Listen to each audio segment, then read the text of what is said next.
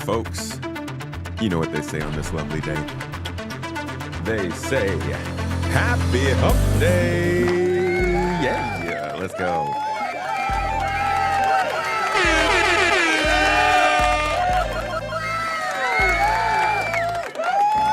Yeah. Let's go.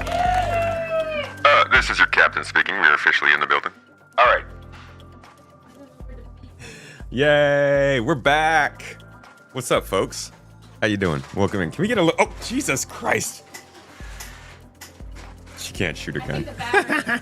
She killed the battery. Folks, welcome in. Honestly, give yourselves a hand, everybody. Give yourself... Jesus Christ. Hey, okay. All right. Welcome back. We haven't even gotten started yet. Hey, folks. Good to see you. I promise you this super obnoxious introduction is worth it. We've got some good stuff to go over today, my friends. Oh, looks like I didn't reset any of our goals. Hey, thanks for the toes in chat. Thanks for the sub, mate. Appreciate you. So, my friends, it is Wednesday. It's not Wednesday. It's not even hump day. I opened up today talking about it being hump day. And it's Tuesday. I'm so confused. I wanted to turn on this light, actually. Hold on.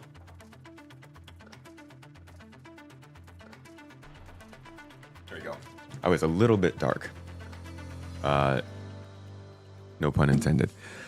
Folks, I need chat up over here.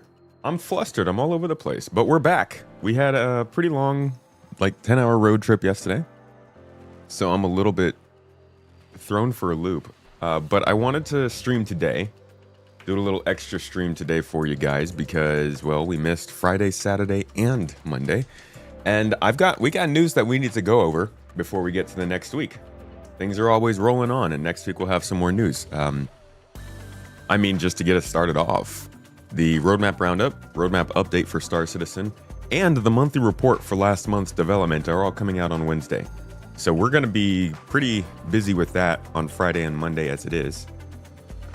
But then I've also got some news for you guys. I mean, AI blades are becoming a topic of conversation over the last several days as they've shown up at the PTU, or in the PTU. And Niku, who is one of the communications folks over at CIG, did say there's going to be some more information on that. So I think either this week or next week we'll probably see a little update on that. But I figured I'd take you through the long story of Blade's history, the times that they have talked about them on YouTube, on some of their weekly shows. There are two major moments in time. Both of them were the Invictus week, or rather the special events. You guys know how I tell you every time we're getting close to an Invictus or IAE, I'm like, oh yeah, there's a good Star Citizen Live where they talk about all the ship stuff. That's where we get some answers questioned. I'm going to stick with that. That's where we get some answers questioned and, good information. These are them. This is the IAE 2021, and this is the Invictus Week, I think, 2020. Yeah.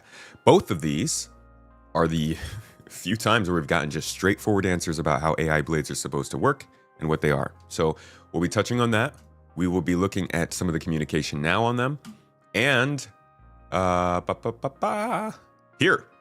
We've got a pretty big post here from Todd Pappy back in the day, also talking about what kind of AI blades might be possible in the game. Now, what is being talked about for Star Citizen right now is flight blades. So we're going to distinguish between those, but this whole category is pretty interesting. So we'll touch on the history of that. We will look at what's going on in the PTU. I want to look at that starter package again and actually do a little bit of a segment on that. And then I've also got a little bit of news for you on devs departing CIG. And I have not seen anybody report on this just yet. So it may or may not be breaking news. Don't know. It's public information, but it's not necessarily easy to find. But they are two people who I think should be acknowledged on their way out and deserve a little bit of an applause. So we'll have our own private applause for them and give our thanks. And Will, thank you for subbing up on the Twitch. Appreciate you. Ooh, got some tea. Thanks, Mrs. Tomato, for the tea. Who's all in here? Let's say our hellos before we get deep into the thingies. Hi, friends. Maverick, thanks for the bits, dude. Maverick was out here yesterday. He's like, hey, man, good job. Or no, he was asking about the stream. Appreciate you. You know what? I'm looking forward to it just as much as you are. I'm always happy to see you here for it. Pat on the back on the way out. I don't know what the heck it's called. Just like a thank you, you know. Thanks for your work. Yui, Maverick, Space Marine, and PK. First up here in Twitch. Rift, good to see you. Zero, welcome in, my friend. Vass, and there we go. The train conductor, the dance leader. Bleeding Vox, good to see you over there on YouTube. Shifty, you as well. How are you guys doing on YouTube? Baltzen, Toes Gang, first one in the chat. Matt Sully said, was sad to not get a stream yesterday, but watch the podcast instead. Now I get the stream today when I usually watch the podcast. We figure it out. We make it happen, right? Somehow a hype train just started on Twitch. I don't get how that's possible. Can you guys even hear this music? Turn it up a little bit. How does a hype train start? Nobody even did anything. I think somebody just followed. Brent, good to see you. Jambalaya, welcome in. Bleeding Vox, Planum. Bodacious Cowboy, I love that. Bodacious. I feel like that would have been the name of somebody that went to the Cowboy Carter concert. Bodacious Cowboy. Sketo, creator. Keo Breathless, 07s, everybody welcome in. It is Tuesday, so we're doing things special today. A little bit of y'all are great. Did we just double up on the Grunt birthday party? That was amazing. Antwell, thank you for the bits. Gunslinger with the sub, 16 months. Said ham toes, what's up? Ham toes? Turkey toes? Do you guys know how dumb I am? There was a time in my life where I thought ham was an animal. Like I was going to Thanksgiving and I'm like, okay, we're gonna eat some turkey, and then we're gonna eat some pig, and there will be a little bit of cow, and then we're also gonna have a ham. Ah, you dummy. Baltzen with the memberships on YouTube. Wait a second. Toes Gang, let's go. Thank you very much. Dude, all I gotta do is just clear out a little bit of this. Holding the freaking Toes Gang crown out here. Thank you, dude. Thank you for the memberships. MPK with 5 subs on Twitch. Kicking off that. All right, man. You were just waiting until I erased the name to just give me more work to do, huh? You're gonna work for it. Big Matt, thank you for the sub as well. Entwell with the bits, and Migs with the sub. Appreciate you. All right, where was I? I'm still saying hellos because of Bodacious Cowboy. Slowed me down there. Async Expectation, Tentacle Love, Leon, Sam. Good to see you all. I don't think they're going to be wiping stuff for this patch. At least they haven't confirmed that yet. Sidewinder, good to see you. Down in Germany. Hey, can I just say, we went down to Los Angeles this weekend. Saw Lord Skippy.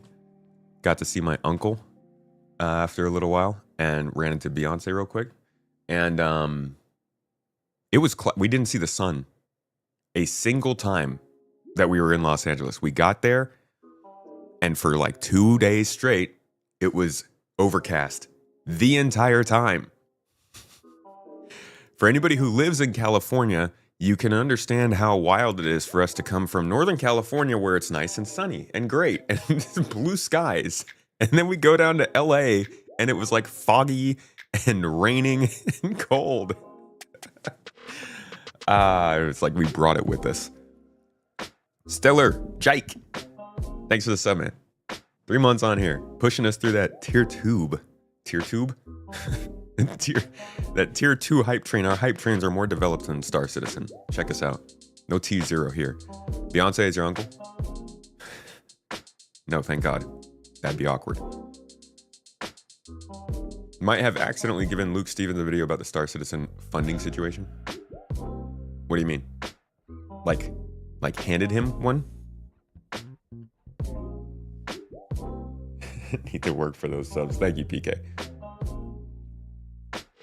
The hype is getting out of control for a possible Idris P release. CIG, you better be ready to stamp out that fire or just give us the ship already. You know, the Idris hype, can I...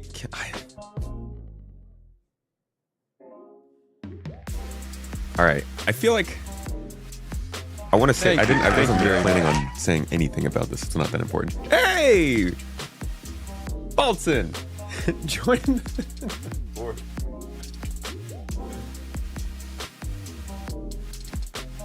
Loves the dominating both sides of the board there. Thank you for that hype 2 train, guys. Complete Head and Stellar and Twill. Thanks for the subs or the bits. About the Idris hype. I'm gonna feel bad about this, I imagine, but I'm not really all that hyped about it. I don't know. So I see like talk about how if this ship did get released, like funding would go crazy, right? People would come back to the game. It would be so exciting. I'm really into this game. Okay, I'm super into like the group multi-ship gameplay kind of stuff. But I'm trying to think from a perspective of somebody, if I had like taken a break from Star Citizen, I don't think the Idris would bring me back.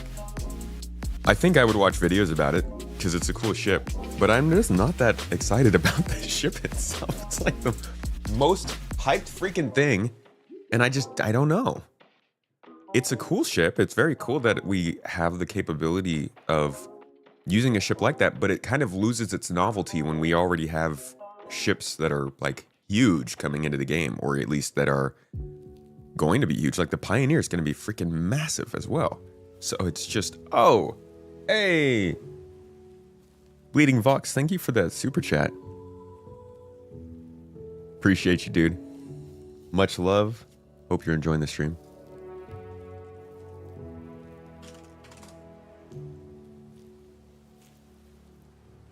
Hey, I see you, DJ the boy. Let's go Warriors, dude. I am, oh yeah, that's exciting. Good to see them getting forward. Idris P.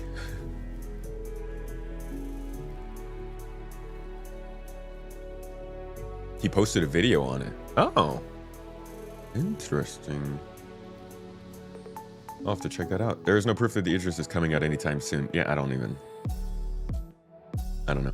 I think Star Citizen, we just like to get excited for the next thing, you know? And sometimes that's ships, sometimes that's features. This time it's a ship. Thank you for the bits over there on the Twitch.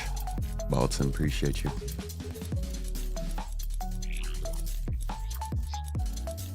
Something's been bugging you. CIG stated on Spectrum that they basically do vibe balancing with their ships. Shouldn't they have a formula to go off per ship size, branding, industrial, combat, etc.? And if so, should it be publicly available? I don't think it should be publicly available. Honestly, I don't know. I think they should probably be keeping track of how things are balanced, yeah. What exactly did they say on Spectrum? Thank you very much. You said that they basically do vibe-based balancing, but like what were the exact words? And Twill. Hey!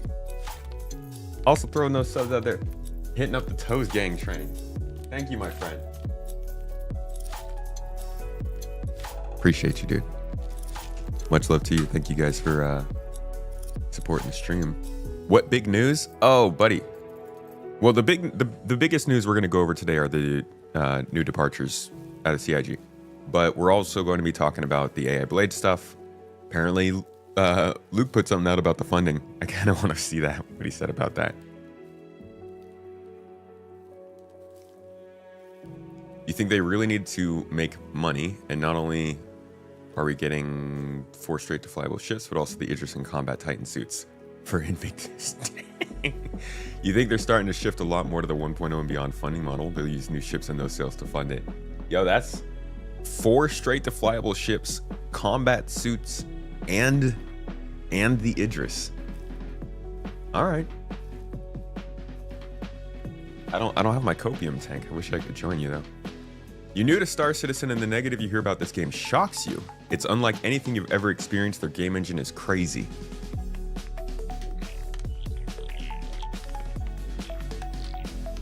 You know, I want to avoid making metaphors, not metaphors. Is that a simile? No, what's the other word? I don't know. The other thing where you compare two things. I want to try to avoid that because nothing's ever the same. I made a video last year or 2 years ago, and I was like, CIG's kind of like Tesla, and making those kind of sentences without spending the next 40 seconds explaining why you're making that comparison just leads to a whole bunch of anger. So like, try to avoid that. But honestly, I feel like Star Citizen's kind of like Crocs in that sense. In that it had a bad, I don't even know if Crocs were ever bad, actually. I don't have a good parallel, but I feel like Crocs, at least in my mind, I was like, why would anyone use these? They look super ugly. They don't look great. And in my mind, I got that stuck in my head. And even as Crocs continue to exist and build their community, simile, thank you. Simile, yes, that's it. That's the word. Holy crap. And found the people that like them and all that stuff. It still exists. And I was just in the store the other day, yesterday, and I'm like seeing multiple models of Crocs and like they're different colors and stuff. So I'm like, okay, clearly this has flourished over the years. Like, even if I don't think they're good, and clearly plenty of people in chat are not big fans of Crocs, they have their way of going about it. And like, this is literally what happens with Star Citizen, right? Somebody brings up Star Citizen in their chat, and then everybody says the things they know about Star Citizen. And so you just keep getting that kind of feedback loop of like, well, that must be how it is. Like, that's the last thing I heard about it. I keep hearing about the funding being crazy, and it's not released still, and it's been in development. That's all you need to hear. To be quite honest, if you told me there was a game that people were excited about in 2014 and it's still not released, and it's raised $800 million, I almost said billion, and it's raised $800 million, my first reaction would absolutely be negative. I mean, I wouldn't immediately condemn it as a scam, but I'd be like, damn, what's the story there? What's going on there? So I can understand how people would hear that and then just not really care much about what comes after that. And I mean, even if you do care about what comes after that, there are still some bad things about it. Everything's got some negatives to it. The store's pretty crazy. It's unstable.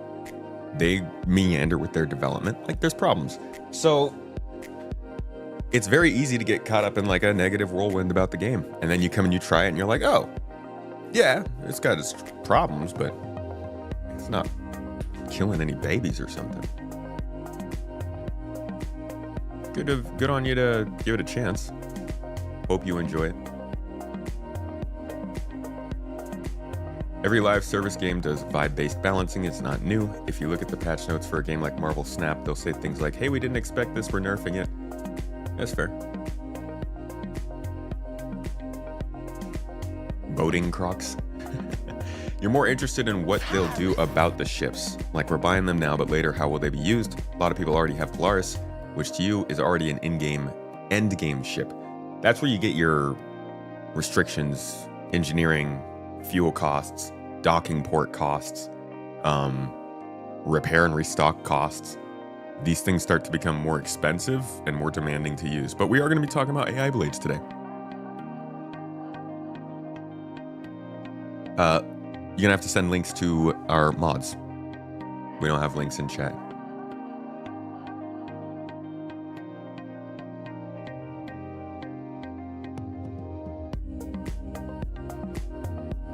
Have I seen the GTA 6 trailer. I have not.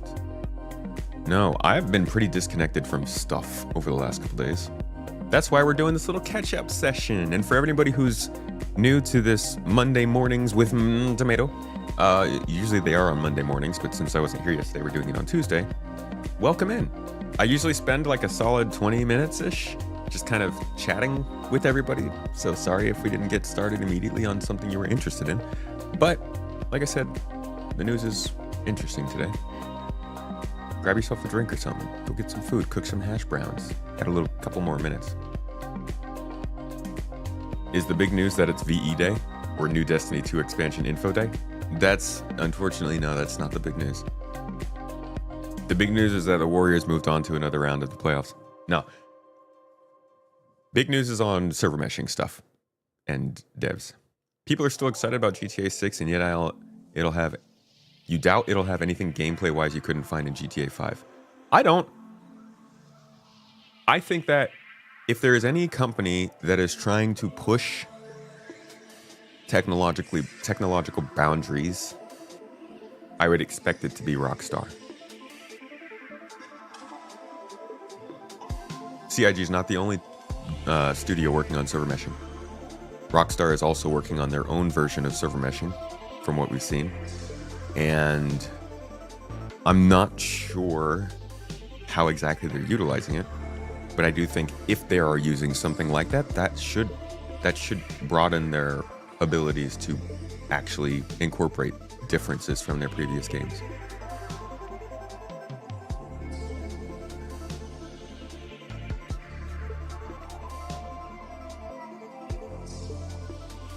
Shouldn't 800 million in crowdsourced funding also suggest that there's something really interesting there?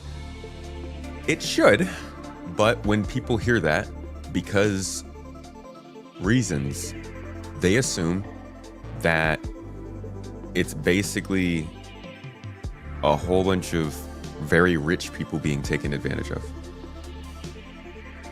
Like if you go on to public forum discussions about Star Citizen, people genuinely think that every person who plays this game is just really, really rich and pours hundreds, if not thousands of dollars into it instead of like maybe 100, 50 to $100. So they don't really think that it's making a lot of money because people are interested in it. They just think that it's making a lot of money because they're taking advantage of several whales, which, I mean, there's definitely a lot of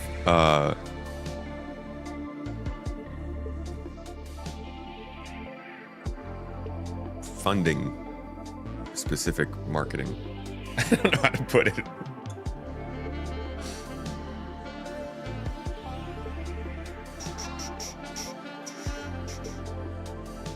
GTA is in May next year, literally on Invictus Week. Like, I know GTA and Squadron 42 aren't competing games. I call bullshit. Everything's a competing game with GTA 6. Freaking movies are competing with GTA 6. You don't want to release your board game on the same week as GTA 6 because you're not competing for the game, you're competing for the eyeballs. And all the money's in advertising. And the freaking week that GTA 6 is about to come out, oh my god, can you imagine how much just money is going to be exchanging? Oh, the money would have already been exchanged. How many buttons are going to be pressed to play Rockstar ads everywhere? Billboards, commercials, even the ads that play during these streams. And so again, it doesn't matter if it's for PC or not, guys. This isn't about GTA pulling players from Squadron. This is about GTA pulling eyeballs from everything that exists. I guarantee you, movie studios are watching the release of this game. And so the fact that it's coming out on Invictus Week, if Squadron 42 is coming out at the end of next year, Invictus Week of next year is going to be one of the most important marketing weeks for the game. Bye, Mrs. Tomato. Have fun. Because not only is it going to be Invictus Week, which is like the big military thing, it's also right before Summer Games Fest. when you want to have your trailer out there ready to get shown. It's wild. Like, obviously GTA has to launch at some point, but the fact that it landed on Invictus Week is, oh, that's crazy. That's funny to me. I would be bummed out. I mean, I know it might not make that big of a difference, but I would still be like, dude, really? You couldn't have done like a month later. But yeah, it won't be on PC for a while anyways. That's why I'm getting on Xbox.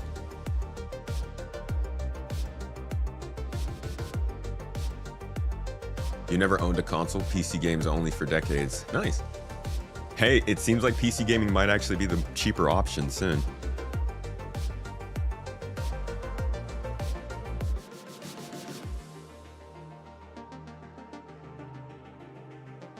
Tried the new 4.0 or whatever patch it's on lately with the bugs, weird NPC behavior. I just can't really get into SC anymore. That's fair. GTA 6 release date at the end of ILW is so spicy. Do I not think that Squadron's in the first quarter? I certainly hope it's not. If they're going to give us a release date of 2026, then I want them to use the whole year. Give us a good game. Or don't give us a game.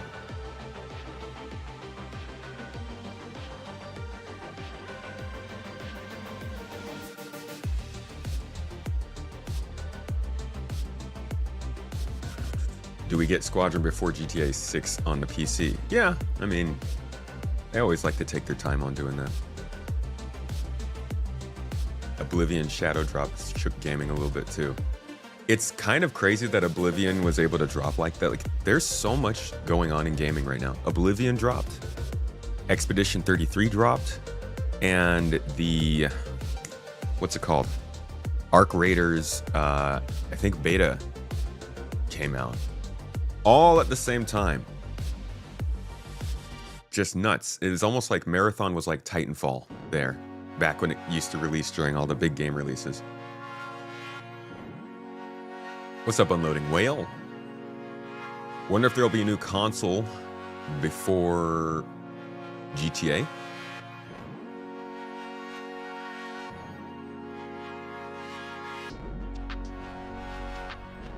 Hello, Goslaw. Hope you're having a lovely drive. Never heard of Expedition 33? Yeah, I don't think most of us had until it came out. I mean, I know a lot of people were following it, but it's a JRPG that apparently is doing things a little differently, and it's got a lot of hype around it.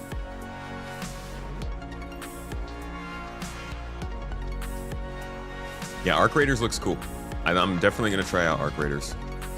But I'm probably going to wait for it to get a little bit further in development. See, I don't try to play everything before it's finished, okay? That's just Star Citizen for some reason.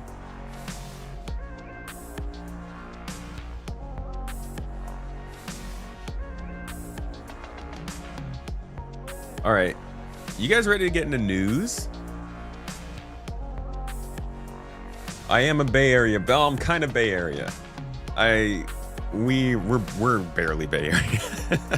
I'll just say Northern California.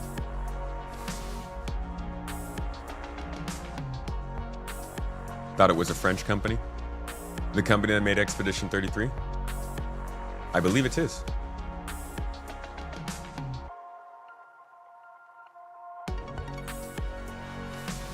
Oh, is Arc Raiders done now?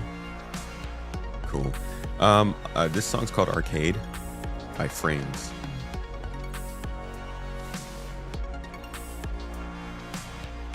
You got your t-shirt. Idris t-shirt?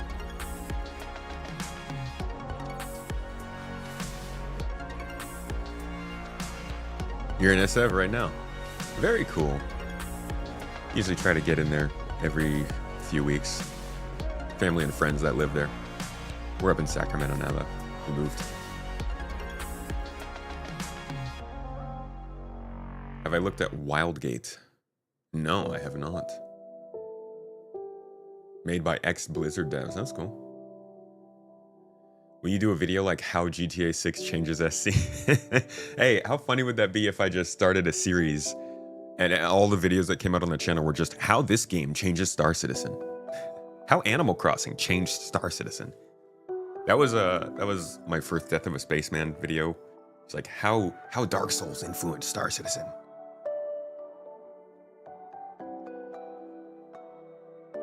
Which it did. How Starfield changed Star Citizen. How Starfield killed Star Citizen, my friend. I don't think I ever showed the... I might have showed the comment. Actually, yeah, I think I showed the comment. One of the comments I put on my video that somebody left. This was from my video about how Starfield was supposed to kill Star Citizen. And one of the comments that I opened the video with is a comment somebody left on my video about Star Citizen 2 months before Starfield came out. Which was funny because it was also right after I had put out a video about Starfield and how much I was excited for it. But this person typed out, to this day, I think still the most... Is this one? Still to this day, just the most ridiculous YouTube comment I've seen. No, stop this.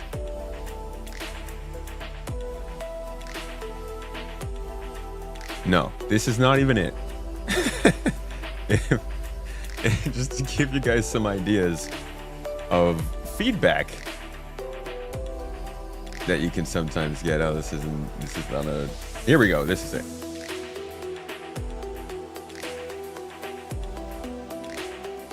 So this was just basically about how, I think this is it.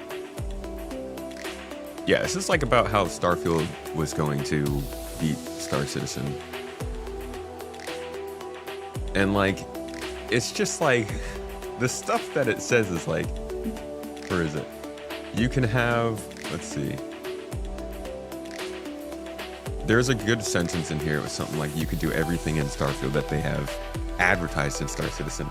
And I just I put that there because sometimes people are like, why are you making these videos, dude? Nobody thinks these things. Nobody's saying this stuff. And I'm like, brother, for all the comments that there are saying this, there are so many people who believe it.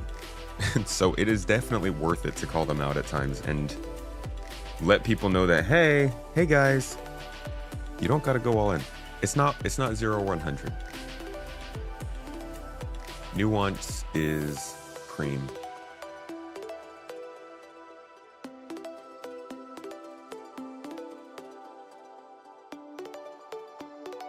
There's essay part 1. Did I name that essay part 2? Oh, I did, yeah. Essay 2. Yeah, I don't know where essay 1 is.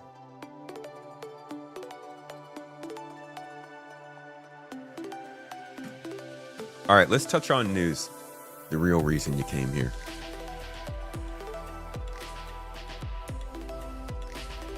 So, first off, let's look at what's going on in Star Citizen this week because it's going to be a busy week.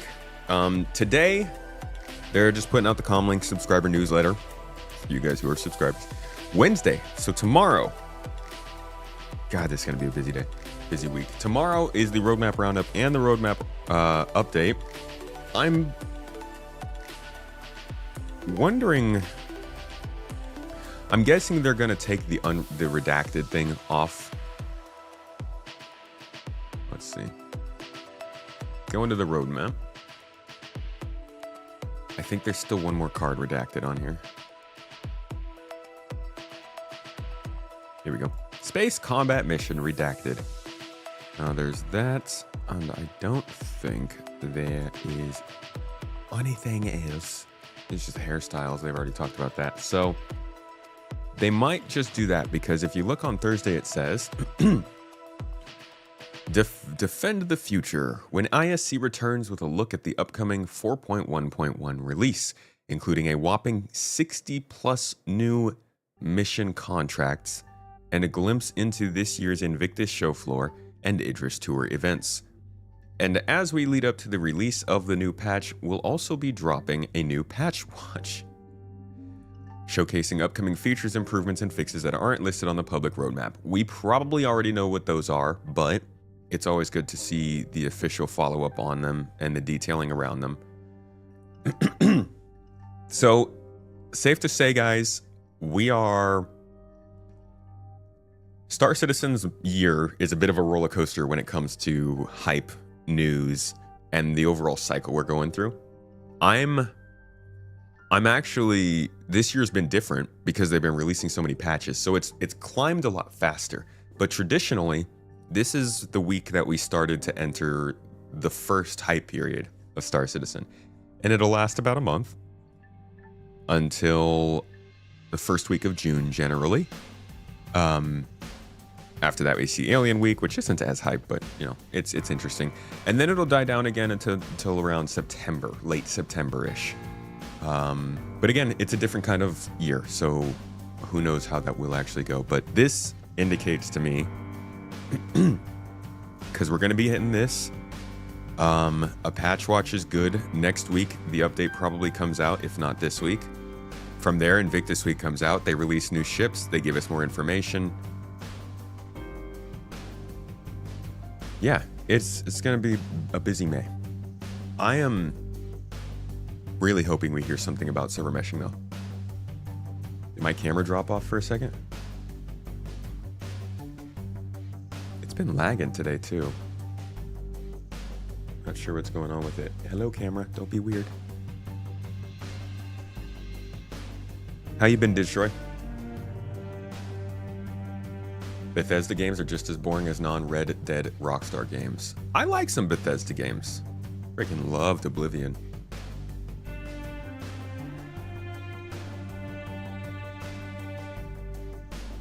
$60 new missions, but only 3 work.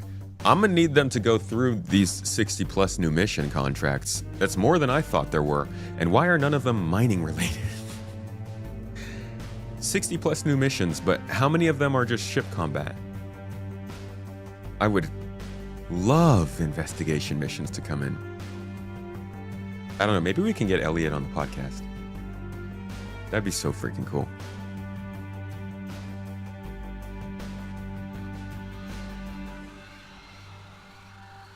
Yeah, I mean, I totally understand that. Saying I loved Oblivion is... It's like saying I love the original Deus Ex. Yeah, well, that's times past. My 3 favorite companies back in like 2007 were Bethesda, BioWare, and Bungie. Every single... And I thought those were golden for good. Those would always be around in the industry. Every single one of them is crumbling now. It's pretty crazy.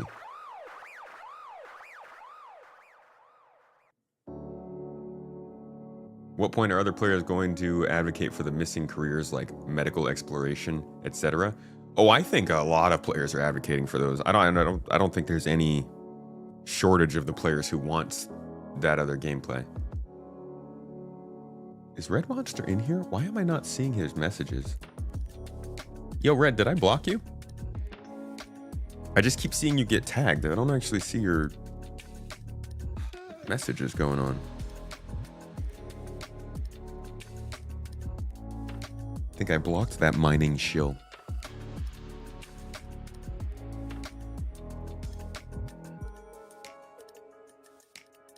Yeah, it's hard to keep a good team together.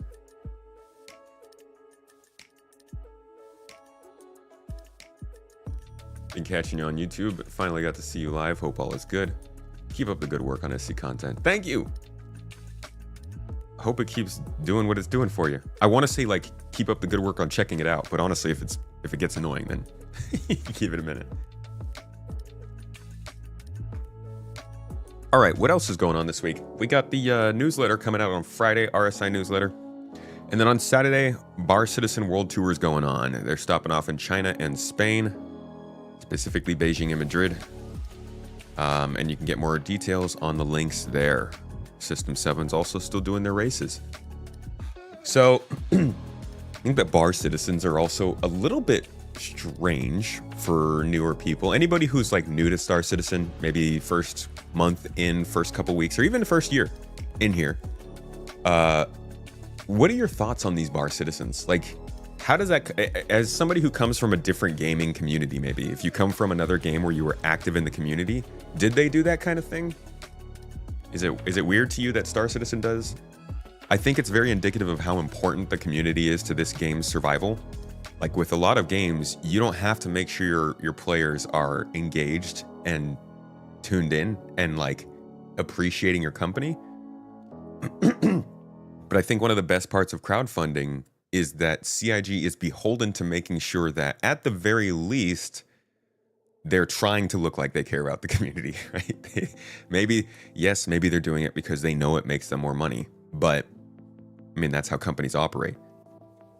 I think it's really interesting that they do this as opposed to maybe a publicly traded or even privately financed company that couldn't care less about having meetings for their players.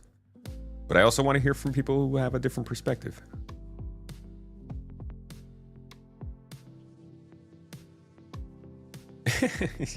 Your time watching these videos is volunteering.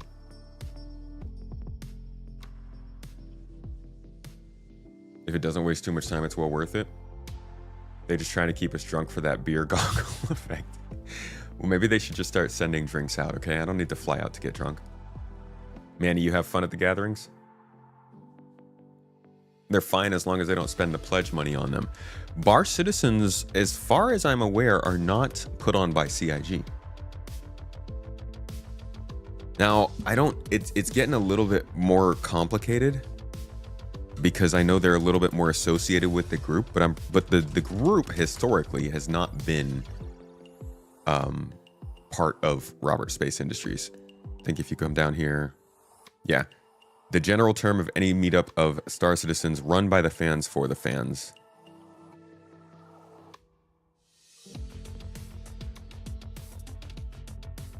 Now, I'm not sure if the ones that they're talking about are official and different. Like maybe these are specifically put on by CIG.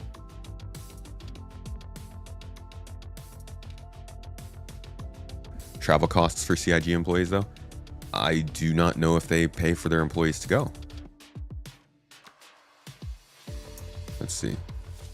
Bar Citizen events have given us a chance to meet many of you in person, talk to many on the community Bar Citizen organizers out there who have been planning events around the globe, and we're excited to share an update of the events we'll be attending. We're also eager to hear about any local events you're planning if you're organizing something. Yeah, I mean, maybe they do pay for it.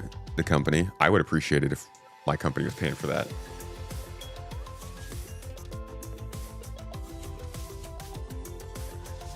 In that case, I imagine it would be partial. It might be subscriber funds that go to that. The one you went to was okay, but you felt like there should have been more of an agenda. Just collecting a bunch of introverts with no activities felt a little weird. Yeah, they just try to get a bunch of nerds together to talk. We don't talk. That's why we play video games. Our fingers do the talking. Don't make that dirty, please. Thank you in chat for gifting out that sub. Appreciate you. Trivia would be good. I mean, like, literally, it could be all kinds of stuff. It could be the thing where you toss the beanbag into the hole. You could have billiards tables. You could have trivia, yeah. Some, like, bingo would be fun.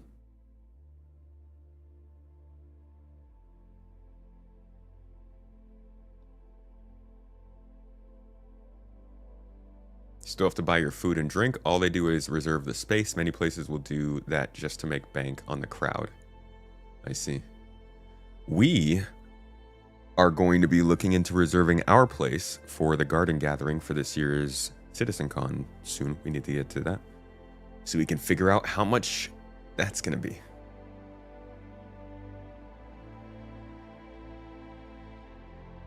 Will Space Tomato pay for Space Tomato to fly out to NC for GardenCon?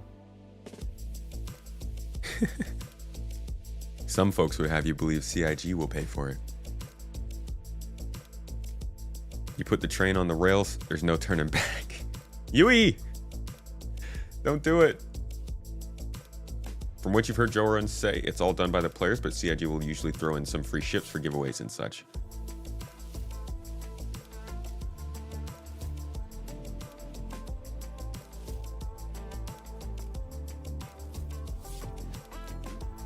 Well, I'm glad that they have these. I mean, I don't really go to them. If we happen to be in the place, we'll try to. But I'm just glad that they, focus on the community. It's important. It's important. Community is sanctimum. Sanctimum. Is that the word? I don't know. I don't know words. How you doing, Yui?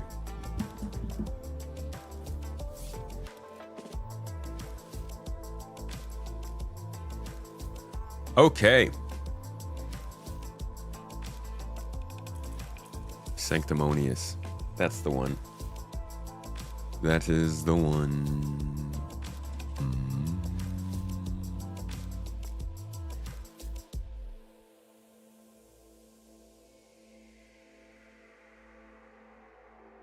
Sacrosanct. I think sacrosanct is what I was thinking of. Yeah. Such a fun word. Been a productive day now, relaxing while listening to the stream. Good to see you back in action. Great to be back. Happy to be back. No, it's not the word I was looking for. I just like the sound of that word. I'm one of those people who will just use a word that isn't correct, but it sounds good. Sorry, I was never a writer. Sanctum. Yeah, sanctum is a word on its own, yeah? That's a thing. You can just say that, right? Sanctum. Yeah. See, it's a movie. Look at that. I don't know any of the people in this movie, though. An underwater cave diving team experiences a life-threatening crisis during an expedition to the unexplored and least accessible cave system in the world. I mean, yeah. A group of people go to a dangerous place and experience dangerous things. Coming May 17th. No, shh, just once. Feel like if a group brainstormed how to make Bar Citizen more of an event template, and then all the different ones were more coordinates themed with activities, that would help a lot. It's a lot, though. Just, I mean, if it costs a lot, if it's all volunteer work.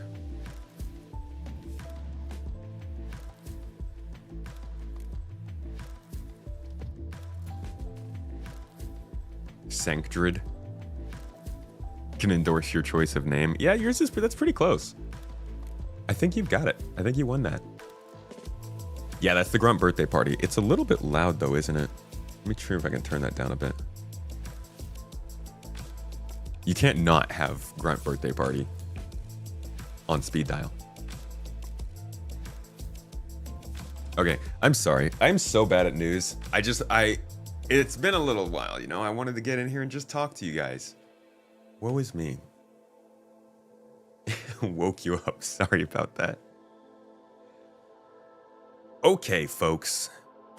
Let's talk about news. What's been going on? Well, first of all, welcome in if you're new here. These are little segments of the streams we do on Mondays. Today's Tuesday because we kind of missed it today. But on Mondays, we have Monday mornings with tomato. And we just kind of go live over all the stuff that's been happening over the last week and some exclusive news every once in a while. Today we've got an exclusive, but we'll touch on that later. For this one, we're looking at AI blades. And I've got all the history of what they have said about AI blades throughout the years and what they're saying about it now. So we can kind of speculate a little bit about where we're going in this regard, what might be happening now, and what might still come later. So, for starters, let me get you the, just getting the intro, bro. I've already shot 2 videos. You missed it. For starters, let me introduce you to the idea of blades. Basically, Star Citizen ships are a bunch of different components and tools connected together in your ship. And all of those components and tools at some point will need physical interaction to work, whether it's a mining laser, a turret gun, shields, radar system, flight controls, missiles, whatever it might be. They'll be in different seats, sometimes combined, sometimes not. When they're not, and you don't have a butt to put in that seat, instead of a butt, you've got a blade. And that's where, man, imagine if you had instead of a butt, you actually just had a blade. Wasn't there a movie like that where the woman had a sword for a leg? Sorry, I'm just getting distracted. So they started talking about this over the last week or so. They just kind of showed up in the PTU, these AI blades, and thankful to Silver7 here for making a little post. You could see this first at the Invictus Shopper's Guide. From powerful fighting ships to the latest in weapons, turrets, and flight blades, our excerpts will help you pick which gear is worth grabbing from the show floor. So this flight blades thing, you can now find the actual blades on the floor, and you can see them in vehicle loadout managers. We've got little places for blades. You'll notice that the place here that says blade is the computer. So the way this works is basically when you look at, let's take the engineering system. Star Citizen engineering system is based largely around power management and making sure that power gets to where it needs to go safely. So you've got these things here called relays. And these relays are your component, your actual component. Just like your shield, just like your power supply, just like your gravity generator. Those are all components. On the inside of this, you have your fuses. We all know fuses. They're very useful, super helpful, the greatest, the best things ever. These are your subcomponents. So component, subcomponent on the inside. If you search for Star Citizen subcomponents, you will see other types and models of these subcomponents as well. If I can find the picture very quickly here, I can't find it. Oh my God, it's gone. It's gone. Where'd it go? Here's one, but that's Super Mac Brothers thumbnail.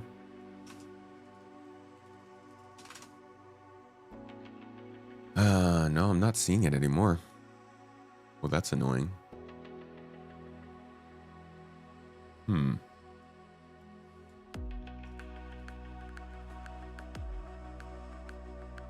Nope.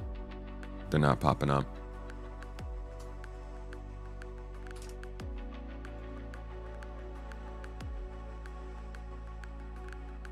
Weird. Okay, well, we'll just look at the thumbnail that Supermac made out of it. You can't really tell because it's incredibly small, but there are other, you can see these other models here. These are all types of subcomponents. So that's just to kind of make what the subcomponent is. That's to lay out the definition of that. Now, if we go back to what we're seeing here in Star Citizen, these AI blades, or as they're being referred to here, flight blades. Where the heck is it? I think I lost the page, the Reddit post. The flight blades are the subcomponents. The component is the computer. So many of you may have actually seen this on your computers at one point. Your ship has a computer in it. You can see it in your components list. Some of you can even see the avionics like cabinet in your ship. So that's where these would go. And basically you would have the ability to have that be your component that would be repaired and maintained. And then you'd have these AI blades or flight blades that you could stick in to slightly change the way that your ship works. For some examples of this, it could be firing your turrets. For others, it could be helping to autopilot. Todd Pappy actually gave us a really big breakdown. This also happened over voice, but I can't find that video. He gave us a pretty big breakdown though of what he was thinking back in 2020. Now, plenty has probably changed here from this. None of this is guaranteed to be where we're headed right now. This is the overall goal of AI blades, and I promise you whatever we're going to see in the next couple weeks will be nowhere near what they actually have planned to work. This is just a first step, some basic rudimentary functionalization, probably something to make sure that engineering is working and these work with the engineering system as they bring that in. That being said, here is the list. Todd said, here is some things that have been discussed that are being brought up for hardware like new blades or software loaded on the computer or blade. These would be types of ideas that we could bring online over time. Look at all the conditionals here. Things we have discussed. These would be types. We would bring these on over time. They're ideas. This is very conceptual still. But he said, a missile defense system, automatically firing correct countermeasures to avoid being hit by missiles. An encryption or decryption blade for data running. able to keep data encrypted to prevent theft, and also providing the means to attempt to decrypt data. Emissions controllers for combat, allowing the pilot to set strict limits on emission production, providing additional warnings and shutting down unnecessary systems automatically. These, at surface value, these don't sound too hard to make. I'm sure they are, given the systems and stuff, but this is far from, oh, the blade will take your ship and fly it into a hangar and land it for you. Like, this is literally just, is missile detected, fire countermeasures.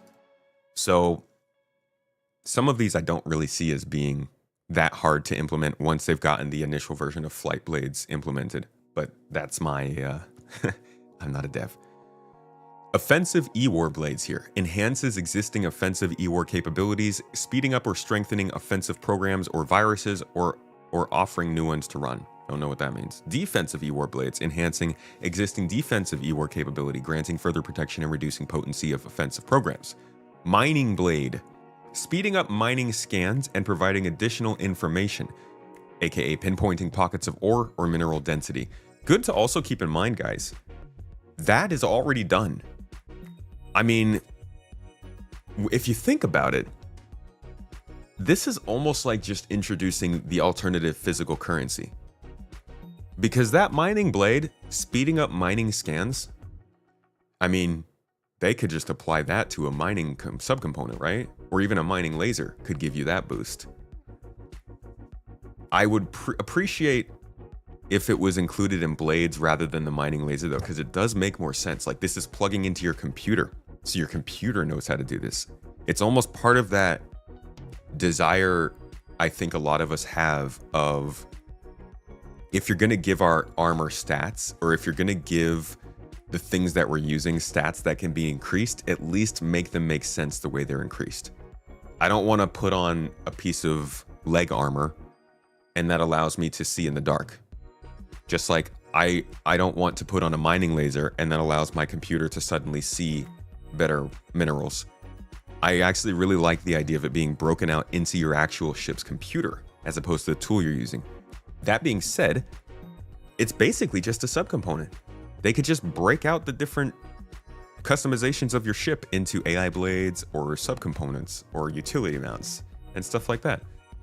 Oh yeah, I added an AI blade to my ship that allows my shields to recharge faster. Okay, why isn't that just part of the shield component? Well, because this gives them more reasons to have more things for people to go after and loot. And maybe that's unhealthy for a game in the long run. I don't know.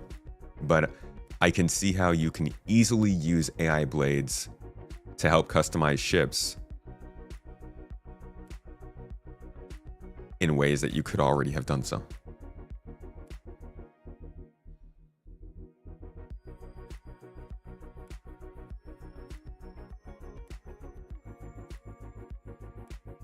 I mean, I can absolutely see an auto landing blade, but I don't think we would see it now. All right, continuing on, we have the salvage database, speeding up scanning wrecks and providing additional information, pinpointing valuable ship items, showing material contained within wrecks. We have criminal database blades, providing a list of known criminals or unlawful activity and the ability to accept bounties to track them down and bring them to justice. See, now that's starting to get into the mission system.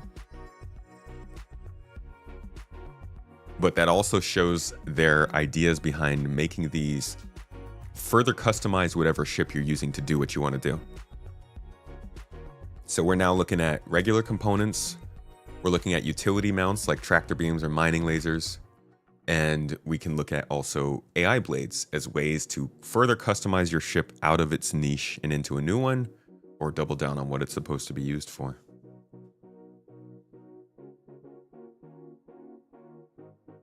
You hoping AI blades disable master modes? They're getting rid of master modes. You don't even have to worry about that.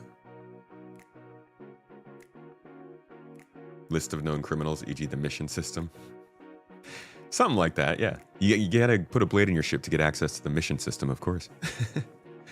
Okay, there's also a hit list. This is on the pirate side. Similar to the criminal database, but used by criminals. Bad people can view and accept contracts to take care of people. Now, Again, this is another reminder, folks, that Pyro is not a lawless system. It's only lawless as far as the UEE is concerned. This is yet another little hint that they do want to have the ability for even the baddies, even the not so great people, to say, hey, this person's causing trouble, we'll pay you to take them out. I mean, come on, if there's anybody who's gonna pay somebody else to kill people, it's gotta be the folks in Pyro, right? Like, it's gonna happen. Stream bingo, someone just mentioned master modes. Toes. I should have like a master modes button that I can slap and it lights up in the background. Little party signs pop out. Master modes is a blessing of content. Zerb, thank you for the sub, mate. Bro. Holy crap. Can we just... Shout out to Zerb. Brother just hit 48 months subbed here. Dude. Before I started streaming, I was like kind of trying to learn how to stream, and so I would watch people stream, and I saw like really long-term subs. And I was like, wow. That's a long time. 4 freaking years doing this, man. I appreciate you coming through, saying hi, leaving your thoughts, supporting the stream. You've kept this going, man. Thank you. With removing master modes, I don't know how I feel about everything slowing down to SCM. Should be interesting. Hope I like it. Came into the game with master modes and honestly don't hate them. From Flight Sims, master modes is kind of normal-ish. We'll see how it goes. I mean, people are going to be mad either way. I think... Sorry, we'll have to edit this whole distracting segment out. I think people really lost sight of what they had problems with when they complained about master modes. Because even now, people are still like arguing against this idea that master modes is leaving. Because master modes and slow speeds have become so synonymous in people's heads that because we're keeping slow speeds, but they're removing master modes, people will say, no, they're still keeping master modes. And yeah, I think this is one of the problems of branding something. It could be great because you brand it and then people are like, hey, that's great. But it also, you brand it and then it gets stuck in people's heads as something negative. And honestly, I think CIG has actually had more bad branding mishaps than good branding successes. Starchitect, though. They cooked. I couldn't have imagined Starchitect. Bounty hunting for a criminal lord like Jabba the Hutt has a long and honorable history. Very honorable. Yes. Yes.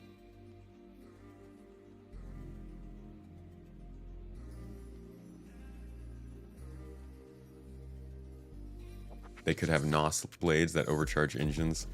Bro, I would... I always imagined on the M50 commercial,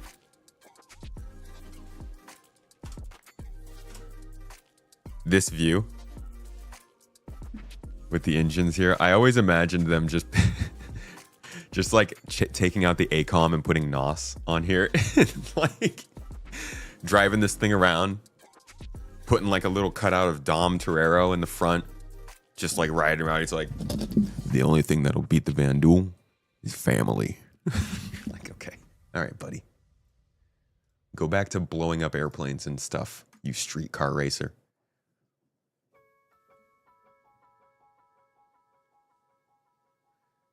They just have so many modes. I think they don't want to differentiate master modes versus any of the others, like scanning speed will be tied to quantum. Yeah, Kuvok, that's exactly what they're doing. Like, it makes it I don't know why they didn't do this at first, but it makes sense to just have it be alongside the other modes. Yeah. FamDuel.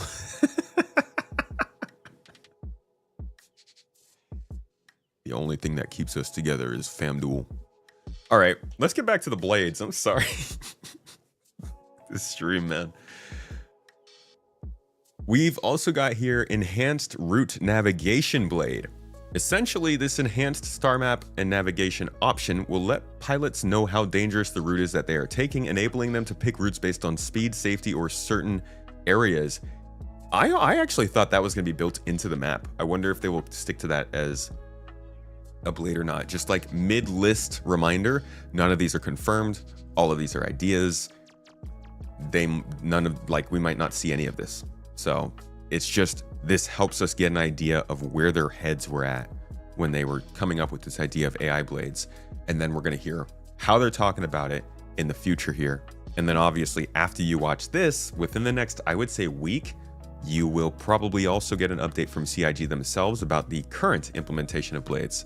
At that point, I'll make an actual video for the main channel. But for now, just remember, this is the next step behind speculation. All right.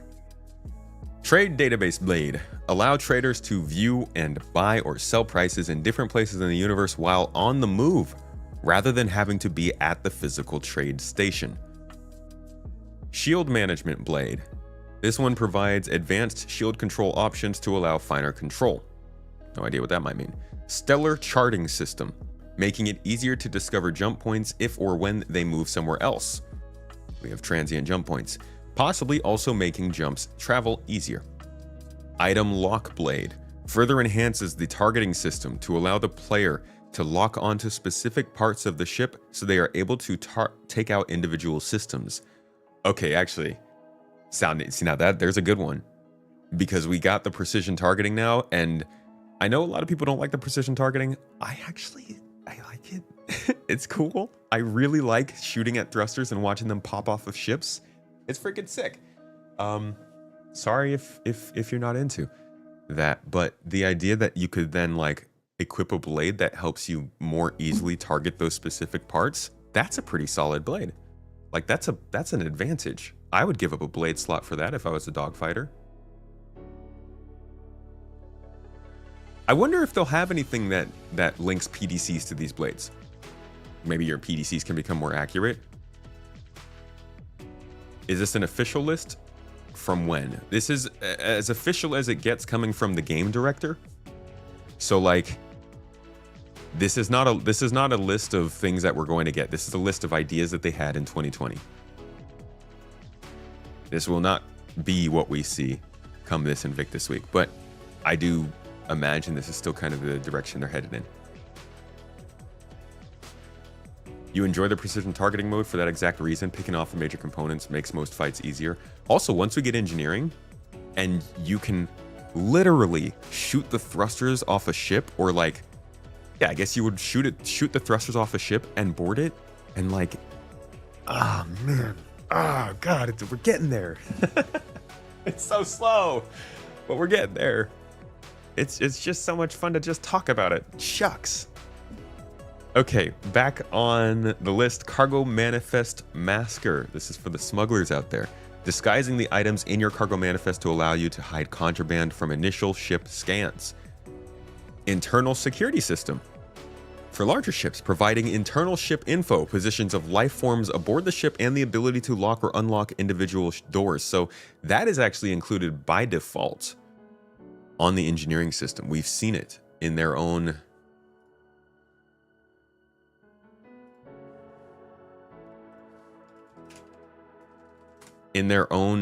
displays of how engineering works.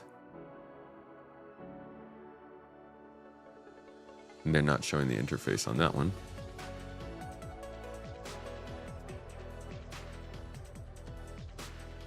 Here we go.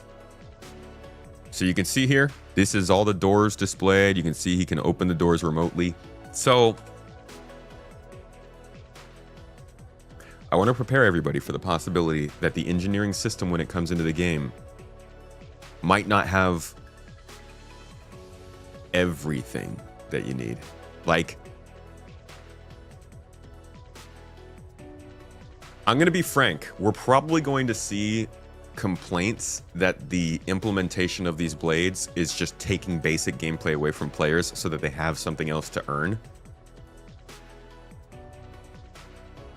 And like, I subscribe, I think it's like a gradient, you know?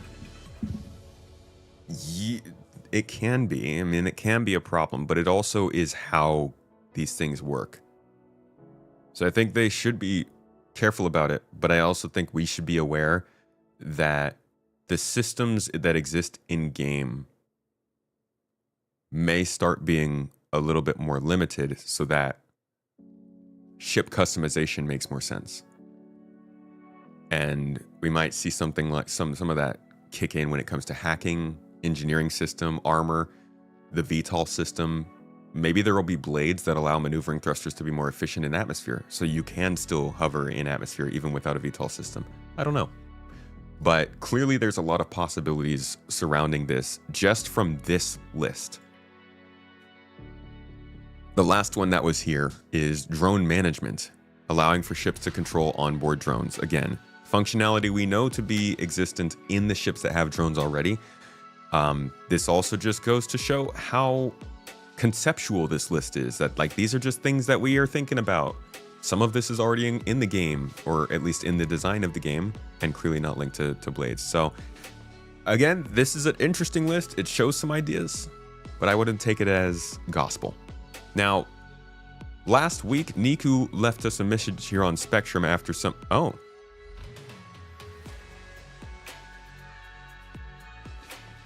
Okay, well, I didn't know this was already in this post, because I just came here from the dev track.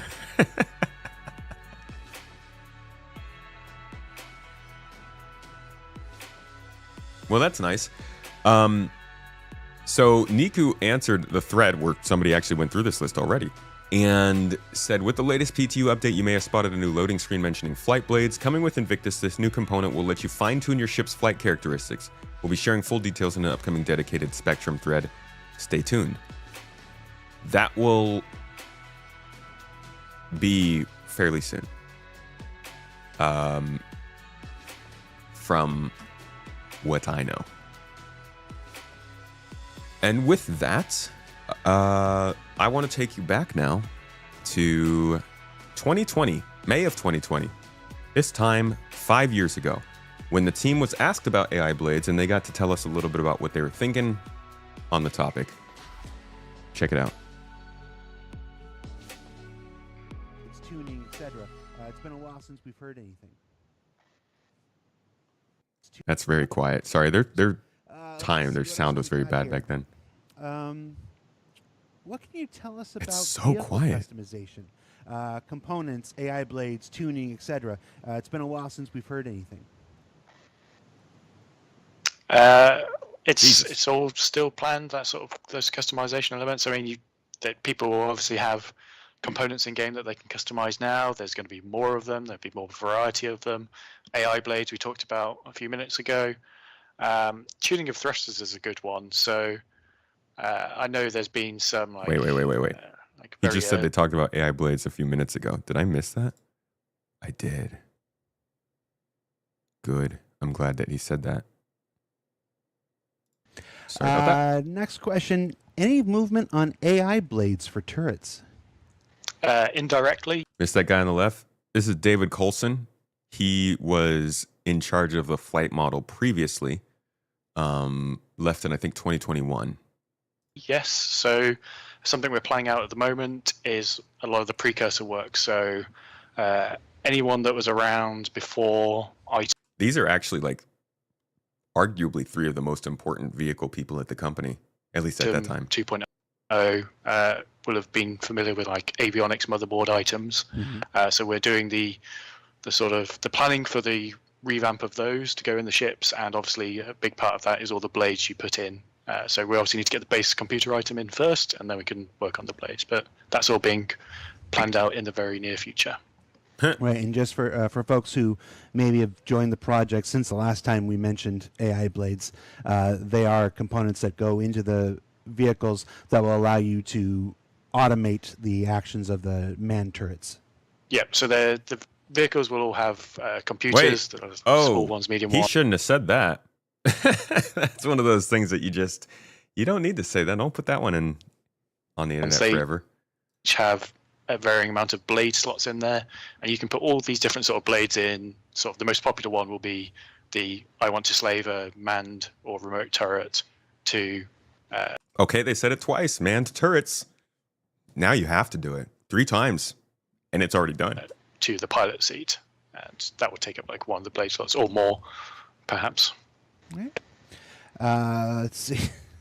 You knew this was coming. You can't get through a vehicle question without something about the Merchantman. What can you tell us about current plans for the Merchantman? We last heard that the Carrick team was going to move on to there. Is that still the case? What's the Merchantman? Not heard of that ship before. Sounds vaguely familiar. All right, we don't need to get into that. That's a whole different train wreck. All right, here's another video where they were talking a little bit about blades. I think really this is the last bit of info I had on them. We already put NPC crews off on AI team. But what about the blade components? Unfortunately, I can't quite shift that one off. So AI blades is tied in with ship computers, or avionics as they were called. People still call them avionics, and I think we only changed the name to be computers because ground vehicles don't really have avionics, but they have computers. But that is on Vehicle Experience in their long-term roadmap. Someone just rung the doorbell in the middle of this, and that is making the computer item itself, which hosts the blades and makes the CPU resource for blades to use. And then blades will still be as we planned. They add in or modify functionality to vehicle systems. Nope, I hear dog. Happy dog. Happy boy. Tactical muting. Okay, I kind of want to see what they were saying about AI NPC crew, because I did not listen to that part.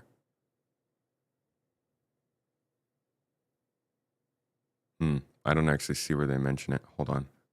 Let me go to the transcript real quick, because the other side of AI Blades is NPC crew. And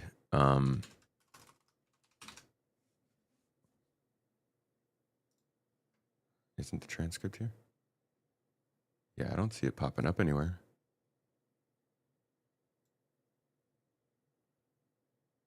Put off NPC crew, yeah. I only see him reference it there and never again in the whole video. I don't know. But they are 2 sides of the same coin, really. Oh, here we go. Both NPC crew and AI blades are exist because people want to be able to do things without having to depend on other players. And I get that. Other players suck. We're all players. We suck. We know it. It's just, that's the way of the world. It's just that some of us are, we like that. That's fun. The human interaction and human element is what makes the experience special. Some people don't, though, and I don't fault you for it. I'm a single player game kind of person. I really, I don't think if I was leading GII and just kind of in the space that I am, I don't think I'd be playing in an org that much. I'm very much like my alone time, which makes this a weird profession to pick, but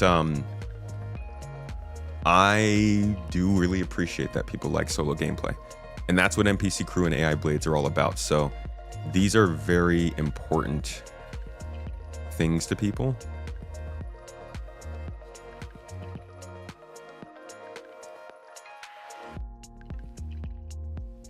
Yeah, it looks like they just passed off NPC crew. They didn't even want to talk about it. How is that? How indicative is that? Check this out. Your teams and not on the vehicle teams. As John said, NPC crew is actually a function of our AI teams and stuff like that, and not on the vehicle teams and stuff like that. So as you go through and you watch this highly anticipated show, if you see that certain questions are like, well, why aren't they talking about that or whatever, it's because, as we've attempted to demonstrate here in the last couple of minutes, not everybody works on all things, and not every thing that seems related to the life and experience in a spaceship is actually on the spaceship team. All right, so there's them skipping out on talking about NPC crew back then. And to be quite honest, I'm sure they had said something since then, but I cannot tell you where that might have been. But now we will go to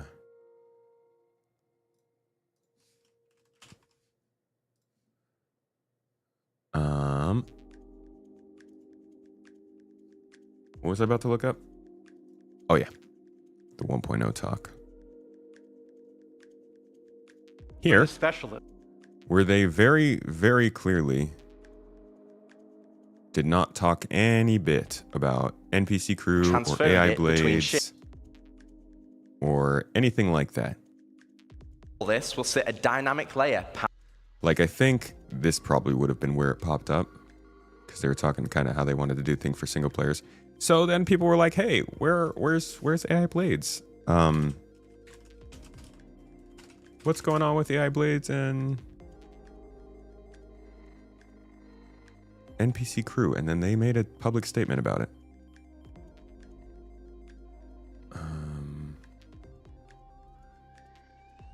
They made a public statement about it about a day or so later after CitizenCon said, "Sorry for the slow response. Been surprisingly busy with 4.0. I want to reassure everyone that AI blades are part of the 1.0 plan. They will not be as effective as other players, and they will take additional power to run. We will also be offering a way of upgrading them through tiers, but again, they will never be as good as a good player. So we'll probably be learning about those tiers and how that's going to function in this next week or so." He said, also, as they also provide most of the functionality, NPC crew will most likely be a post 1.0 plan. That's kind of key there. It could be that because they really just don't want to have to get NPC crew running around ships, that they will actually make AI blades more powerful than they originally planned, so that most of the functionality actually is there. For all we know, most of the functionality could mean AI blades don't eat, drink, and need life support, but they can still do all the things that NPC crew would have been able to do. It's going to be interesting how much they use this to make more ships more soloable, and then how much they also use engineering to make all of that more challenging and more expensive. I do think they have the ability to make this a very scalable thing based on giving you the chance to play solo and also making it very hard to use these systems, but this is going to get complicated. I think NPC crew will still happen at some point. It's important. They have to be able to get AI walking around on ships. You have to be able to be limited by the ship's facilities. Like, if I'm going to do passenger transport, I need to get dinged for taking someone on a Valkyrie, which doesn't have any food options, versus taking them on anything else that does. So they have to be able to get NPCs to get onto ships, walking around and making use of those things. The only example we have of NPCs functioning on ships was here. This was CitizenCon 2021, a test of passenger transportation gameplay. Because there is a plan for you to be able to basically control cruise ships and ferries and just like take people back and forth like they were cargo. But these people would be asking for access to food and water, good life support, a comfortable environment, and maybe a specific route. This is something that you already can do in like games like Elite Dangerous. The hard part here is obviously getting the NPCs to physically do all the things they need to do.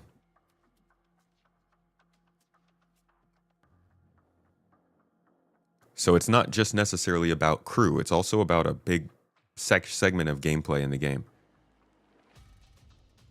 And then if we go to the roadmap,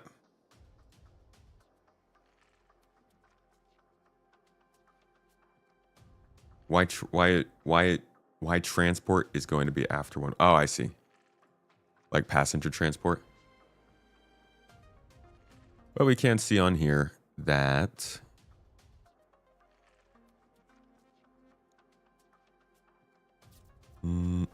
AI blades, here they are. Vehicle component enabling autonomous operations of various aspects of vehicles such as turrets. So, all in all, I think that this edition is a big part of a sort of multifaceted approach they've got going on right now. I think the other two main parts are engineering, and crafting. It sounds like all three of these are going to be pretty closely integrated to make progression and customization a really big thing. And it looks like that's going to be starting sometime pretty soon. Hope that gave you guys a pretty solid rundown of kind of where AI blades have been and what we can expect from them possibly. Again, this is just a preview for the official information. We'll cover that after it comes out, but best I can do. This is all the information I can find. Cheers. And thanks to all of you for here live. What video was that?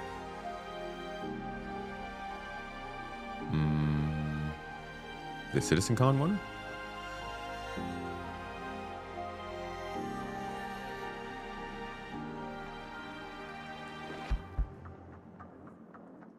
Did I record This Week in Star Citizen?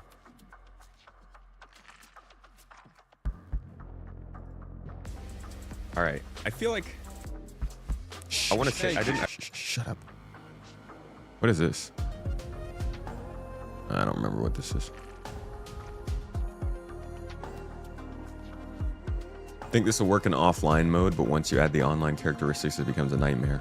Oh yeah, I bet it's already working offline in Squadron. Oh, the personnel transport. Yeah, that was just a small segment in a CitizenCon video from, I think, 2021. Alan Velasquez, thank you for the super chat. Said, I'm so confused. Are we no longer getting Quanta? Essentially, Quanta win. The idea of Quanta, yes. The quantum simulation in general has become Star Sim, but we don't know what the scale of it. We don't know how much of it they've maintained across the development of the game. We need an update on that. Remember, they say flight blades. They do say flight blades. However, I do believe that they are flight blades within the AI blade umbrella. Missed discussion about who left CIG. We're going to get into that right now, actually. You came just in time. And then we'll talk about the CIG's financials for 2023, because they've officially released them themselves. I'll actually pull that up so I don't forget it.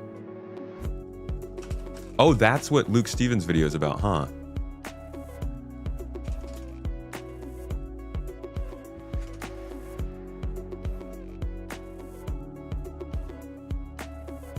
Woo. Ooh, yeah, I should have looked at this before jumping on the stream.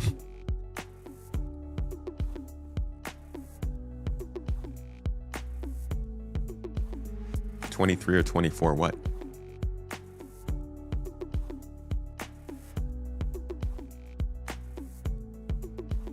Squadron 23?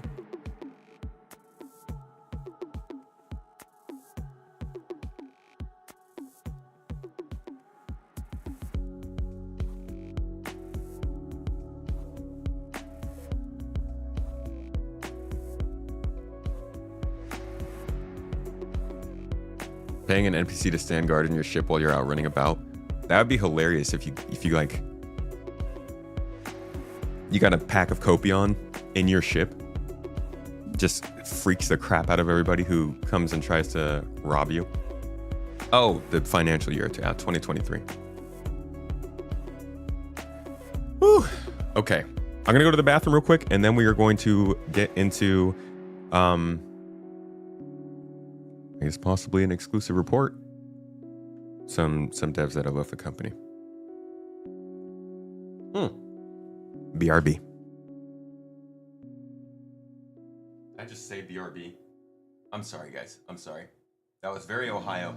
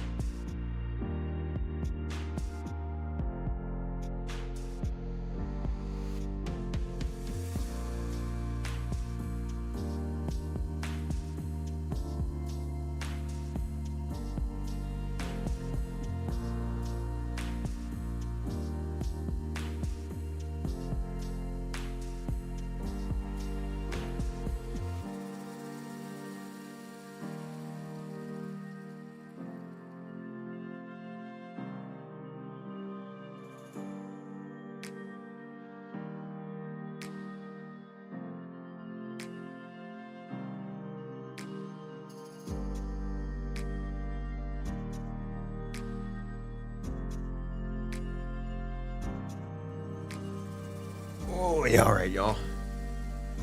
How was the chair? Stealing the show? Hello. What did I miss? As long as Kentucky doesn't go ballistic. Kentucky? Could be the best year yet. Who would have guessed making the game playable would increase sales? Oh, I think they knew that. I think they've been dying to do it. Well, I come through pretty loud. Could have saved a lot of marketing dough. Just fixed the bugs. They were stuck between a rock and a hard place.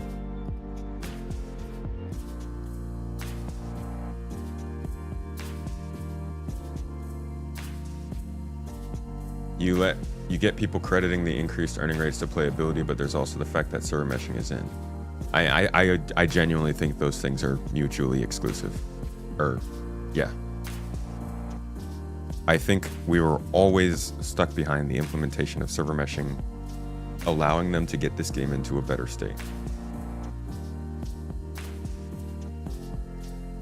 What's up, George? When are they going to get server meshing optimizations? Are they waiting to release dynamic server meshing? I think they've been working on it here and there. I think they've been doing static optimizations. So let's get this up. I think this is something. There we go. Okay. So let us talk. Hold on. I would like to preface this next video, this segment from Monday mornings with Tomato. Everything that I'm about to tell you is a mixture of all of the things that you're going to see on screen. I'm not going to like bring up anything that's not going to have your own eyeballs on it, and my own personal speculation and or reading into this stuff. Okay, this isn't like I don't have any sort of telephone into CIG about what is going on or not, but this is just a couple things I've noticed, and possibly why it could be happening. So again, this is not like a news video, even if it does say news up there. Okay, it said news in the thumbnail.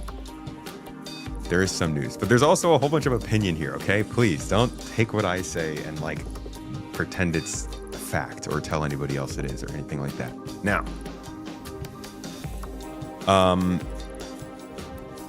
CIG's been making some changes here and there in terms of their company size and everything that we've seen. We'll be talking about this in the next segment here in a second, just in terms of like employees, how many people are there, what's going on with that headcount. And we have seen some people leaving over the last year or so. And this generally has been because of their move to Manchester. It's also, I think, some of the shifting priorities they have. But what we have here is 2 employees who were big parts of the server meshing team. Like these people deserve a lot of love, I think, for helping get this into the hands of players and making the actual game we're playing right now.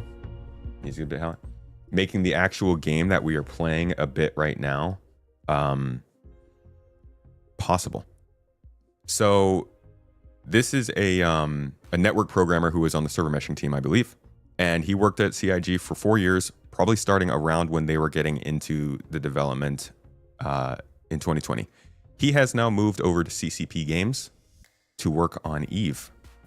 Obviously, they were like, hey, that looks like it might actually be working. You guys think you can come and make that happen here? Now, that's, again, speculation. I do not know if that's actually what they're doing for Eve, but I do think that it is very, very unique timing from a company that is doing things very, very similar to Star Citizen. Many of you know Eve. It's not exactly the same kind of game, but they have their own way of handling large-scale player groupings, and maybe they're looking for some alternatives or to do some work, or maybe just to improve it. And they've seen what these people have done and they like it. Now, I don't think, well, we'll continue on from here. He is not the only person from the server meshing team who has left the company in the last week or two. Ivan C. Has also departed, and he actually made a post here about it. He said, "Today is my final day at Cloud Imperium Games, and what an absolute honor and privilege it has been to be a part of this amazing project and get to work with so many talented people on Star Engine over the past 3 years. Again, same kind of time period, 2021 to now. Y'all are making something truly special, and I'm proud to have been some small part of it. This also marks one of my last days in the UK. After 13 years here, it's about time to go out there and explore a little. Now, I'll say this. You're no small part of it, Ivan. Again, thank you guys for making this possible. Ivan was a tech producer out of the Manchester office, also has left CIG and is going to CCP Games, probably to work on EVE. Actually, he literally said he'll be joining CCP as technical producer for EVE Frontier. Let's see. EVE Frontier is a hardcore space survival MMO set in a galaxy filled with thousands of star systems, a massive online sandbox. Is this a FPS? Have you guys heard about this? Closed alpha is available now. Upgrade your ship. Chart your ship through 100,000 unique star systems. Build orbital bases to secure your foothold and establish your influence throughout the galaxy.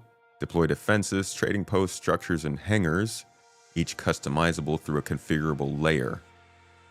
The Frontier is death incarnate. Everything in it wants to kill you. Forge alliances or stand alone in a single driven sandbox where your actions can become legend. Huh! Harvest the Frontier's lifeblood, crude matter from rifts that appear dynamically throughout the galaxy. So this is... I'm not sure of all the details here, but it sounds like an FPS MMO coming from CCP. And it's space exploration with spaceships and customization, and they're hiring some of the server meshing devs from CIG now. People will talk nonstop about how much money CIG makes, but it's a competitive market, and keeping these people around to work on this kind of tech is obviously difficult when people really want this tech. And as much as people like to say, CIG has gotten out ahead on it. It doesn't mean they're alone. There are some other companies that have been working on this kind of stuff. We've talked about a couple in the past. We'll touch on some more. But in general... Oh, they moved out to Iceland. Oh, no, he was already in Iceland. In general, there's going to be a lot of demand for people who know how to handle, I guess, synchronous loading in video games over the next several years. We talked about how Rockstar is working on their version of this. I think there's something called Quark. And this is basically...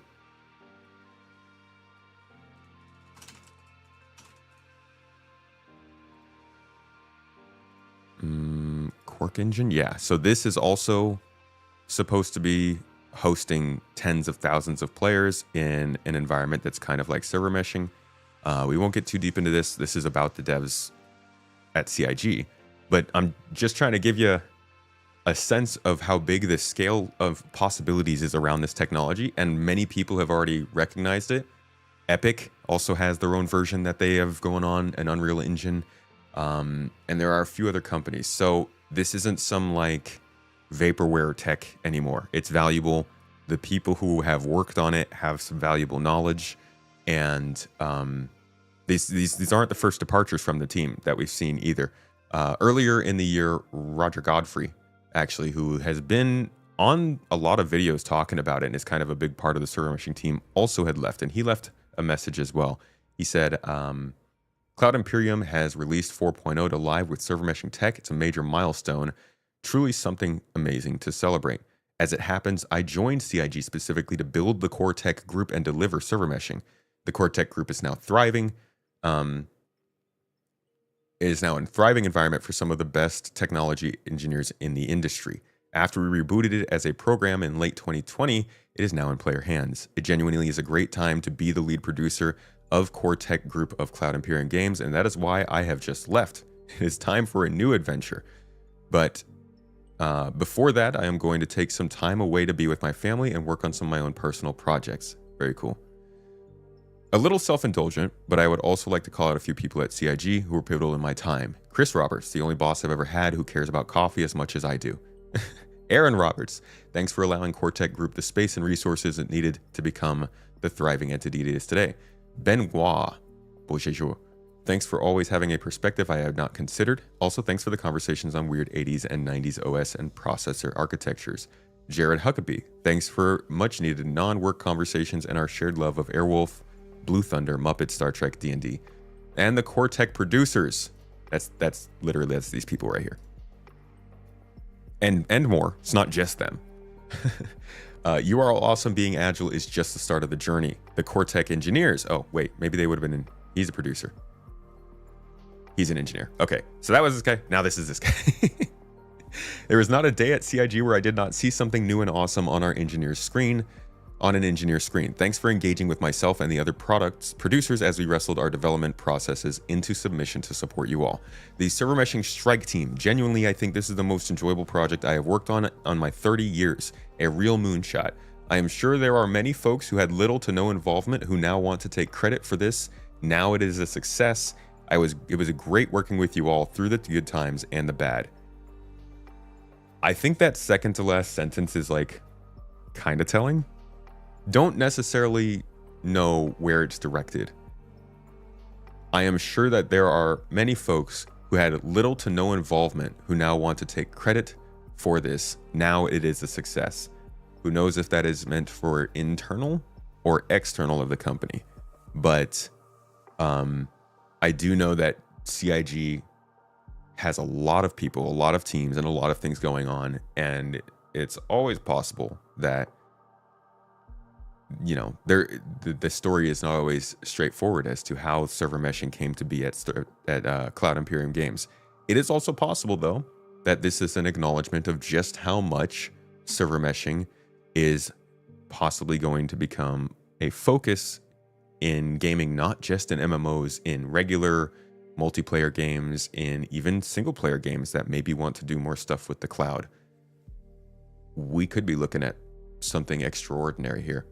And I think that the fact that these people, oh, my camera's gone. Oh, well. I think the fact that these people are getting picked up to try and work on it elsewhere is a sign of that. Now, I don't think this is necessarily bad. I think there's a real good chance that they have just finished a sprint on their team, getting things up to a certain standard, getting the team up to a certain standard. And maybe they have in some ways solidified the performance of server meshing up to a point where they feel like they can move on. Okay, and the camera's back. I don't know, maybe it's overheating. This camera is utterly ridiculous. I really regret getting this thing. So that's really most of the update I had here. Obviously, these are not the only people who have left Cloud Imperium Games over the last few months. We've also seen Chad McKinney leave after 9 years with CIG. He did a lot of gameplay stuff. He is moving on to Blizzard to work on one of their games as a senior gameplay person. So, like, again, these people are they're not invaluable devs. CIG is made up of a lot of people with talent and good knowledge. And I think it's worth noting that even during these times when we're seeing them leave, like, remember, they did good work. And I think the game that we have right now is in large part due to people like this. And I hope that they have a good future endeavor. Eric Kyron Davis also left earlier this year. We know about this, but he also has a pretty big backlog of games that he has helped to work on. And he was really kind of the people person at CIG, helped to get people where they needed to go or where they were needed in the company. I don't know where he has moved on to, but these last two aren't related to server meshing. These are just two gameplay folks. These first three people, these are server meshing MVPs. And I think we have a lot of thanks to give to them for the game, the way it's working right now. But obviously, there's still a lot of work to do. And dynamic server meshing is nowhere to be seen. And we have not been, they've not shared really anything about it. So on one hand, I am very grateful for the work they've done and where we are now. On the other hand, I don't think it is a time to slow down on server meshing, even if we are focusing on content and playability. So I hope that we get to see something about dynamic server meshing, or at least continued work on server meshing in the near future. As I pulled up just a bit ago, we can see that some of the populations of server numbers are going up and down over time. So it's possible that they're dropping things in, testing out higher populations, and then dropping them back down. We really don't know what they're doing behind the scenes. I just hope we get an update on that soon. I think that's what's important. Making sure that server meshing allows the game to breathe and expand more, and keeping the game playable. Those are the two most important things I think right now. So yeah, there's your update. A couple CIG devs have left the server meshing team. I don't think there's anything really to take of it other than that clearly the team is proud of what they've put together, and other companies recognize that it's valuable information, and so they're trying to pick them up. And I guess let's hope for another update soon. But thanks for coming to another segment of Monday Mornings with Tomato. And thanks you guys for watching this ridiculousness live.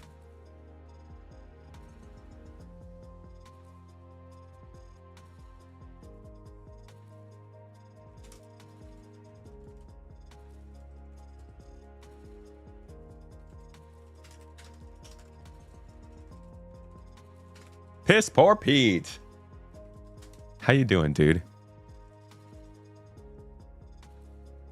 I need to make sure.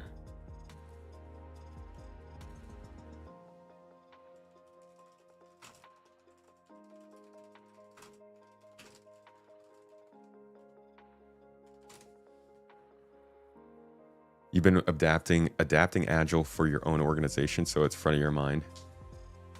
In Agile, a sprint is just a regular block of time. For CIG, they're every 2 weeks. I think you meant a milestone. Oh, yeah. Yeah, a milestone then. May you get the secret code. What is the secret code? I don't even know what the secret code is this time. Uber Dave will have that for you as soon as Mrs. Tomato can get back here. Thanks for that shout out. Get that man a shout out. Love me some Piss Poor Pete, guys. Go check him out. One of the most interesting dogs to watch stream Star Citizen. And I mean that actually. It's a dog. I mean, I think he's a dog. I've never seen Piss Poor Pete and a dog in the same room, so I assume that's him. Hope the tech idea spreads. Will make for some cool games. It'll make for some amazing games, man. Imagine when server meshing is used as prolifically as regular loading screens. Gaming will be completely different.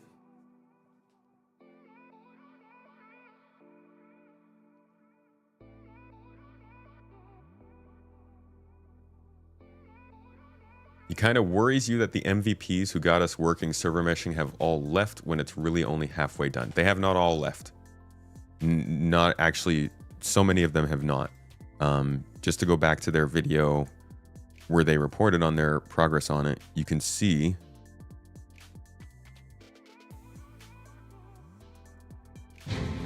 like if you just flip through these names. Before, one of the major purposes of tech first time, you know. So here's Ivan and Roger.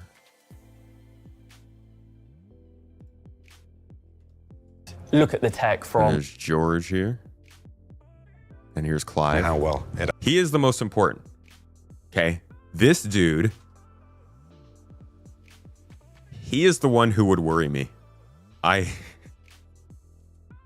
Yeah. He was working. Pretty sure that's who I think it is. They didn't pop up his name, so I'm not actually sure. At once. So it. And then was it? I think this is.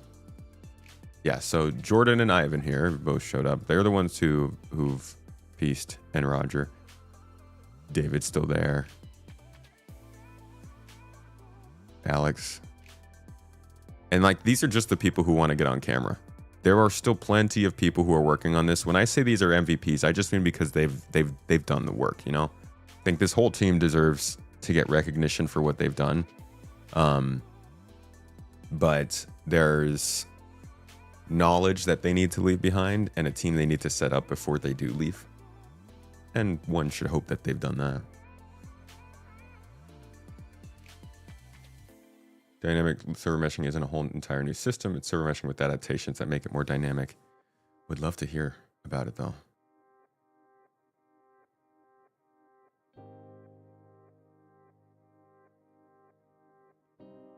Really enjoyed your podcast on the TAC with Ferrister. Oh, it was a great talk. Good old talk. I love talking with Ferrister. He's good people. Great ship reviews too. So yeah, there's still a lot of people. But there is always danger of losing good information when there's changeover in the company. So hopefully they can keep that under control. All right, now what else did we have to talk about? Let's see. Oh, right. I had a little rant to go on. First, let's look at this PTU bit. I actually saw something here that I don't recognize, and I think I just deleted it. God dang it. So I can keep hitting John with the hard ones. Well, it is lost. There was like a new mission or something. Has anybody done this Take the Polaris mission in the PTU?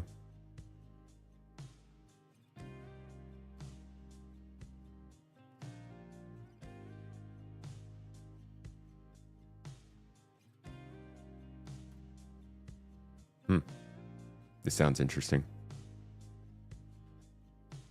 What was that? Ship image? Ship image. Sorry, I don't know which ship you might be talking about.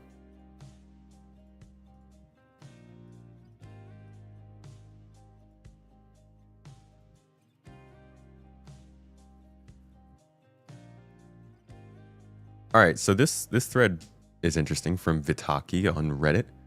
Said, hi everyone. I heard a little bit of gossip surrounding how to prepare yourself for the next patch. Some people were saying that you need to have your ships on your home planet in order for them not to disappear and have all your components in storage rather than on a ship. This sounds like a conspiracy theory to me. But this whole game sounds like a conspiracy theory sometimes.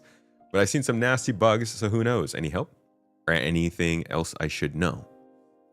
First answer, looks like they've got it down actually. Just have all your ships stored at any station or planet correctly where they say stored, and you will be fine more than likely. Yeah, it doesn't matter for your ship if it's a default ship and it's account bound, it doesn't matter. But if you have bought anything in game, you should definitely have it stored and not like destroyed or anything like that. Don't even retrieve it, just store it.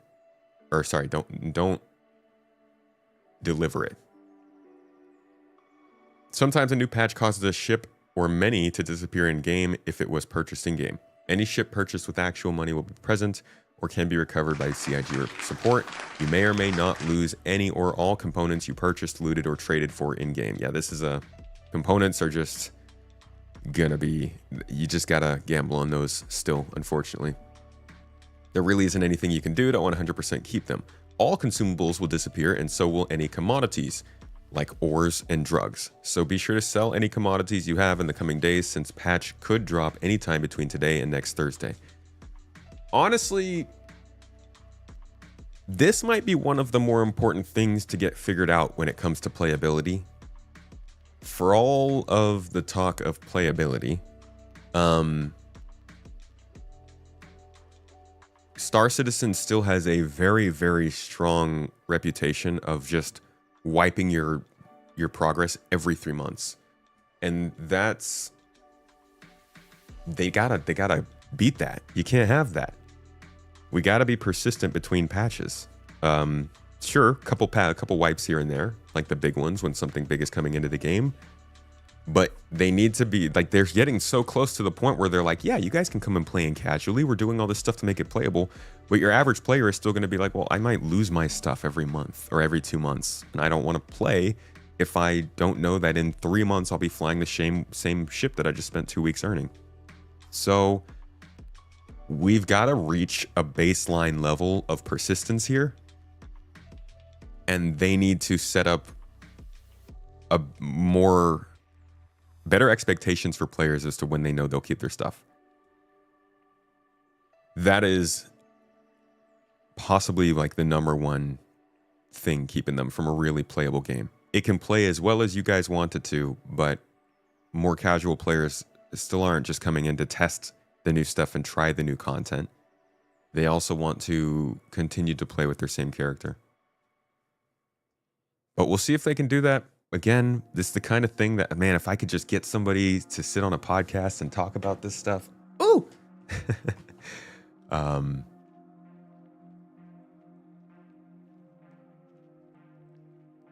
But yeah, I think it's good that they have pledged that they want to have less wipes. But it doesn't matter until this stuff does. Like they cannot wipe all they want. People still see this as a wipe. So I think they need to get this figured out in the next couple of updates, to be honest. Next couple of quarters. Like by the end of 2025, people should be able to consistently just play and not have to worry about the fact that the game's still in alpha. I'm sorry. You guys know me. I'm of the belief to keep pumping the features into the game. Leave it unstable. Just make sure the game gets built. But if this is the direction that CIG is going to want to go in, then they need to go all in and make sure that the persistence is backed up, or is backing up the gameplay that they're trying to bring in, alongside the mission refactor and the transit refactor. These are just things you can't really have in a game that you're trying to sell the way they're trying to sell Star Citizen now. So hopefully that's up high on their book. But yeah, this was just a thread that I thought was interesting. Good stuff for new players, if there are any who are hanging out here. Hi, thanks for joining. Now let's move on to financials. Oh yay. You stopped buying components because of it? Dude, that's why I have never... People are always like, oh, is your ship stock? Yes. My ships always have been stock. Probably always will be.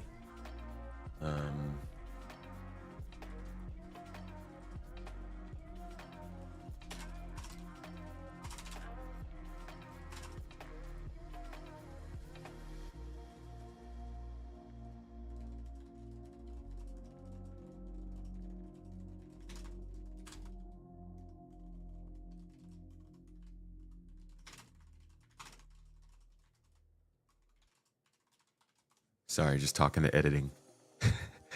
By the end of 2025, you should have a flying car. But we are. Dude, oh. With how bad humans are at driving normal cars, I don't really want them to fly, you know? We have, like, airplanes crashing into helicopters, crashing into buildings, landing on streets. And these people are trained. Can you imagine if our cars were flying too? Oh man, I wouldn't even feel safe in my house, bro. These people are crazy. You haven't played since losing all your components and in-game ships with 402? Yeah, I feel that. What are you playing instead? There's so many good choices right now.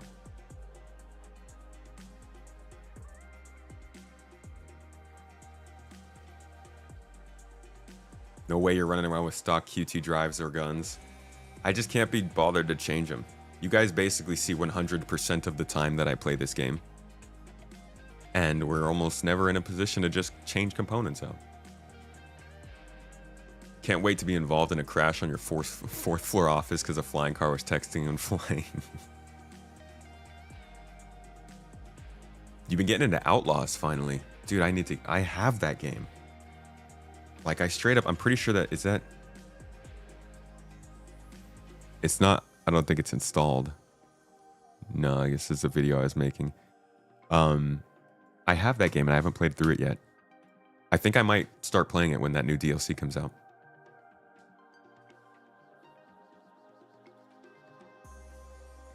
Oblivion and Expedition 33. Yeah, those games have sounded good. We'll see what these new 60 plus new missions are. We'll see what that means. Outlaws is Star Wars Outlaws from last year.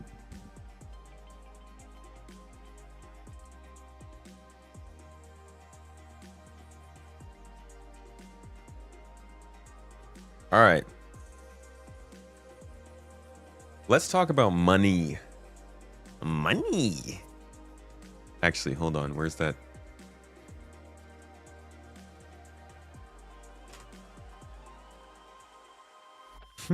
This one. That's right, folks. Longtime owner Mr. Krabs is opening a new restaurant called the Krusty Krab 2. First of all, congratulations, Mr. Krabs. Hello, I like money. What inspired you to build a second Krusty Krab right next door to the original? Money. Okay. I hope that was not too much time for me to get kicked off of YouTube. That's what we're talking about today, folks. Money. Yes. Cloud Imperium's 2023 financial report is here. And we're going to go back to the past real quick. Because, you know, tax laws that allow you to just like report a year later. It's nice when they're not insane.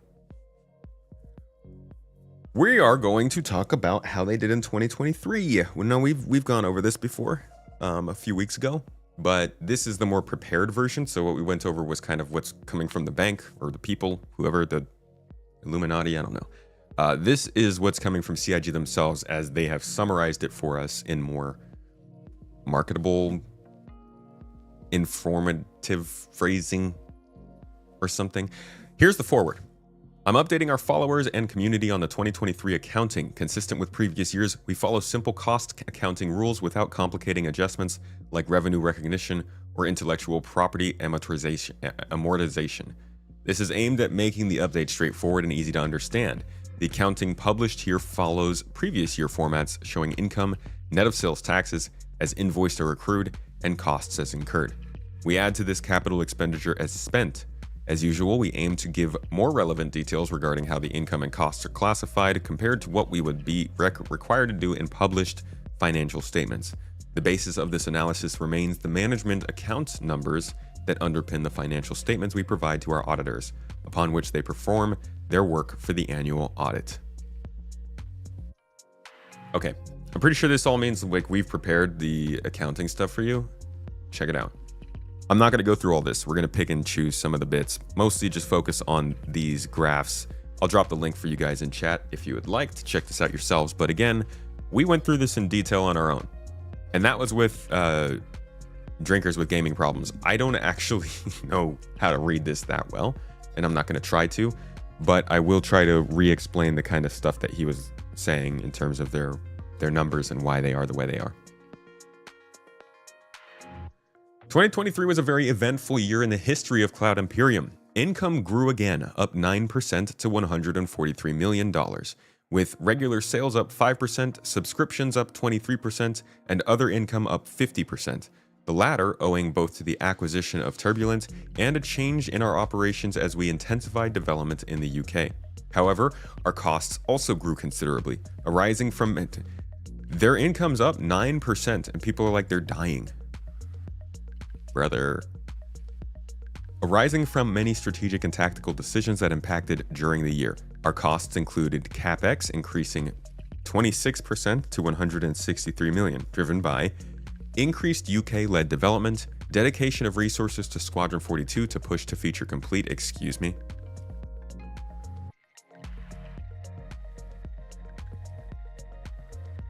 Huh?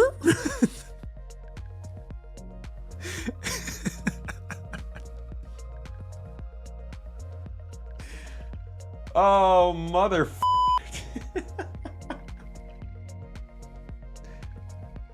Oh, this is 2023. This is 2023. You're right. Holy crap. Oh, I was about to die. Yes. Okay. Oh, man. I was going to be so embarrassed. I was like, dude, you can't put that on there. Even if it was a push to feature complete, don't put it on there. Oh, thank God. Thank God I made that mistake. All right, to continue. The acquisition of Turbulent and adding those 200, those 200 people in overhead to our cost base. This is also part of the costs. Largest CitizenCon ever in Los Angeles to showcase improvements coming to the game. Okay, so those are the main things they attributed their current losses to. We need more of Tuesday Tomato. Sorry, Tuesday Tomato was still hungover from 2 nights ago. That was crazy. Also, the freaking drive up here took like 10 hours this time. I tell you what, with an electric car, it can be easy and it can be tough. Really just depends on the day. Thus, despite increasing our top line income by $12 million, that's the 9% increase, we delivered a $14 million loss before CapEx and a $20 million loss year over year. Using our simple cost accounting basis. The Turbulent acquisition, after inward investment in cash and near cash assets acquired through the transaction, took a further $2 million out of our cash reserves. What was the overall acquisition cost? I would love to know that.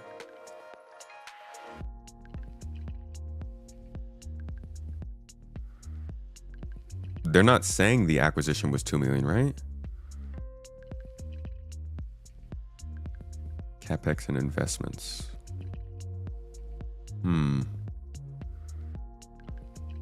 Do we have a number for how much that cost them?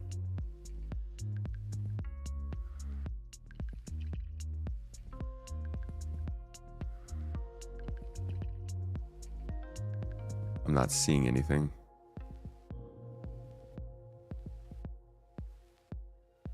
Acquisition added 98 people.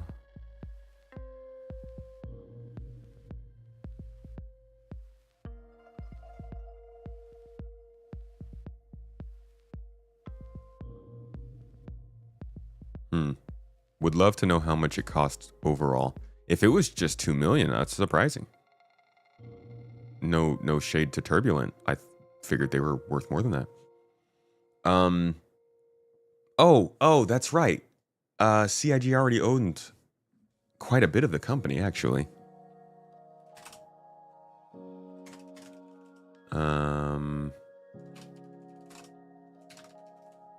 Let's see.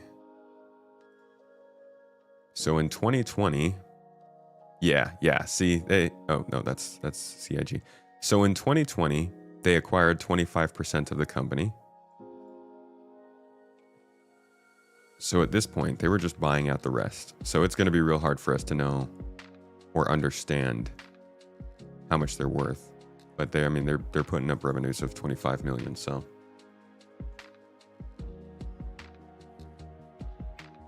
I don't think they ever said how much they acquired it for.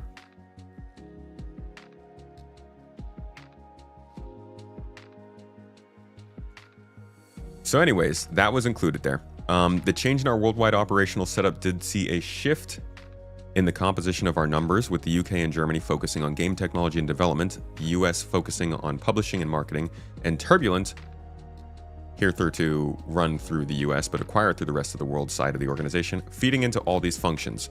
Yes, so this was, we were going over this the other day. I saw somebody say something on Reddit that was just like so far off. I think they said that, they claimed that Star Citizen was seeing less development because the LA studio was the main focus on Star Citizen and it had closed, which meant like there was less focus on there. But that is not the case. It's more split up by department than anything, focusing on publishing and marketing in the US, and then the game technology and development in UK and Germany. Before that, it was pretty much spread throughout. There were like ship teams everywhere and vehicle teams everywhere because they just had to go where the talent was. Now they're bringing the talent to them, so they're organizing a lot better in one place in Manchester. A very painful process. We've seen a lot of departures and just general turbulence, no pun intended, from this kind of centralization and trying to get the company split up by department like this, but it seems we'll have to see over the next couple of years how it helps them financially. The US side of the group reduced its overall costs by 12% in 2023 to account for 33% of the total group expenditure, whereas prior it was 47%. It was almost half the expenditure of the company. What? Was LA really that big a studio?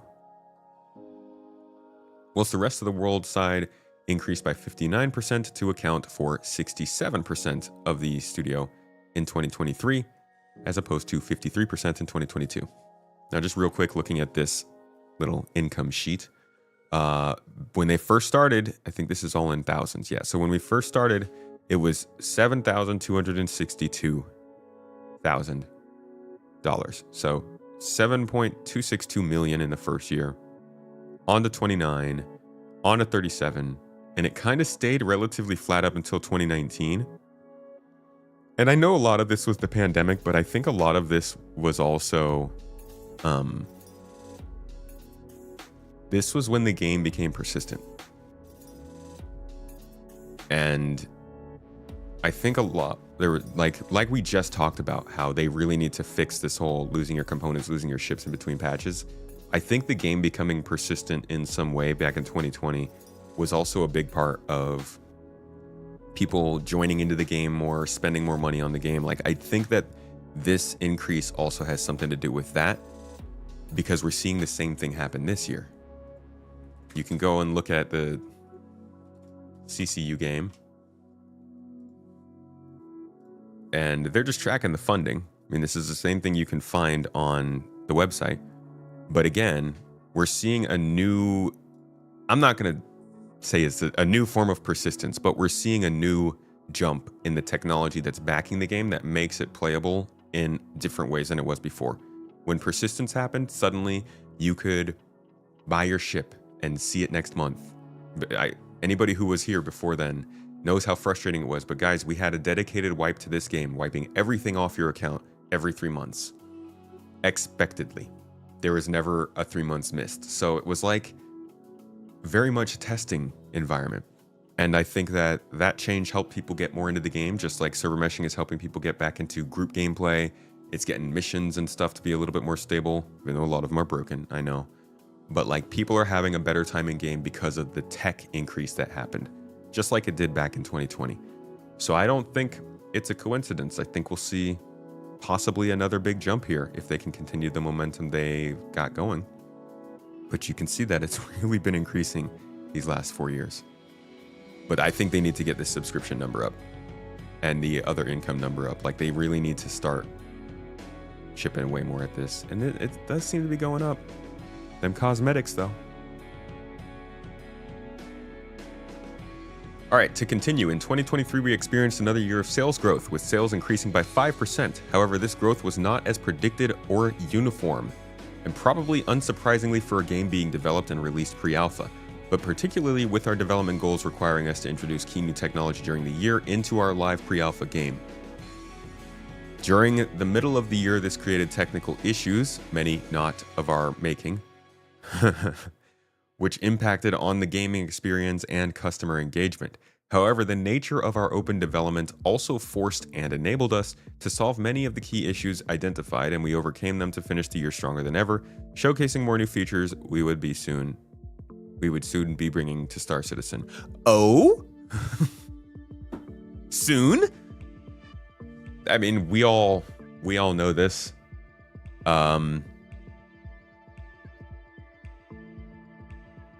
Weird that we still say it as if it's a gotcha, but CIG also knows this. If the game plays better, they're going to make more money. If it plays worse, they're going to make less. That's what they're saying right here. This growth was not as predicted or uniform, unsurprisingly, because with our development goals requiring us to introduce key new technology during the year into our pre-live alpha, and the unwritten text is, the experience kind of sucked. And so people stopped spending money, which is why I don't think it's a hot take to say, hey, they were trying to get server meshing out so that they could make the game better, because that's what's happening. Yeah, they need to sell a lot of paints. I think once we get base building, they could do a lot with cosmetics.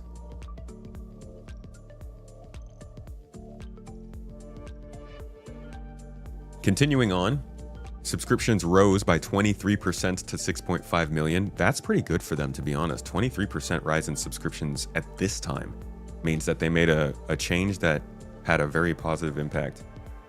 Other income grew significantly by 50%, reflecting the service income and credits generated through Turbulent, following the acquisition of that business in 2023. Also partly due to the expansion of UK development and the related credits thereof. Okay, so we're seeing some tax credits here, which is actually what's helping to keep them going. The tax credits are definitely making up for the lost income from the fact that Squadron 42 hasn't released yet. And I think that's really saved them a lot.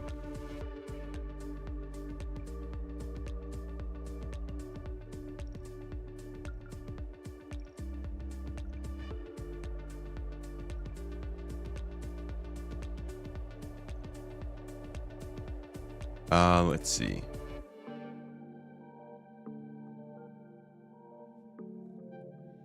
Okay, so to recap, top 3 lines describe our revenue sources. First is pledges. This line is taken directly from our daily published funding stats counter, showing the net receipts from our backers and customers. The vast majority of sales are starter pack sales, granting access to the Star Citizen Alpha game. Tell us though. I don't want to hear vast majority. I would love to hear a percentage of how many of the sales are a $45 package, as well as spaceships and digital items immediately delivered and playable in the game. A smaller fraction of sales came from pledges for concept ships, which all come with an included loaner ship for immediate use and playability within Star Citizen Alpha. Due to exchange differences in small items that are not included in the counter, such as shipping costs charged on physical goods, the counter does not completely represent all revenue received. Other than subscriptions, these differences are included in the final income line to give an accurate representation of total sales received. So this is the true number. What we see on the website isn't always going to be quite right. The subscriptions line is the value of our subscriptions using standard exchange rates. Again, any differences due to exchange rate movements have been accounted for in the final income line. Other income represents partnership income with various hardware and software vendors, sponsorship income, and various local incentives based upon the nature and location of our development and production activities. Following the acquisition of Turbulent in 2023, it also includes their local incentives and their third-party web service businesses, where this was maintained following the acquisition. All right. So again, we're just seeing their income and how it's grown over the years. Actually, I'm sorry. This is their expenditures, expenses, and we can see where the money's going. People are like, "Hey, they have $800 million and no released game." It's like, yeah, that's because they're paying people. The salaries alone are costing them $68 million every year. Right? This isn't thousands. Yeah. Or is that 6.8? No, that's 6.8. 68,000. No, that'd be 68 million, right? Yeah. So that's 68 million, about 101 million, 113, 140 something. Okay, yeah, it adds up. So by far the most money they're spending is just paying their employees. Averages out 56,000 per person. Yeah, I bet some people are getting paid good money. I hope the server meshing folks are getting paid good money, but again, that might be why CCP is able to snipe them. We've also got contracting going on. Contracted game dev costs is an interesting one. I don't know much about what's going on with their contracting work, but there is some going on in rest of world. Now, here is here's a worry I have, and maybe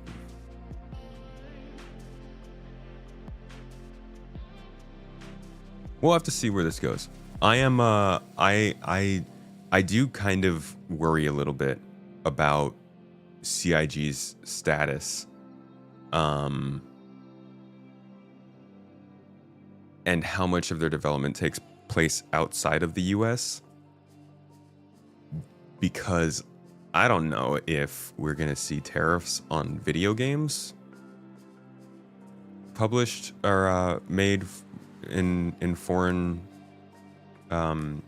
countries, but like now that that's a possibility with movies, I do kind of wonder if that could be something that impacts CIG if it ends up happening with video games. And I don't know how.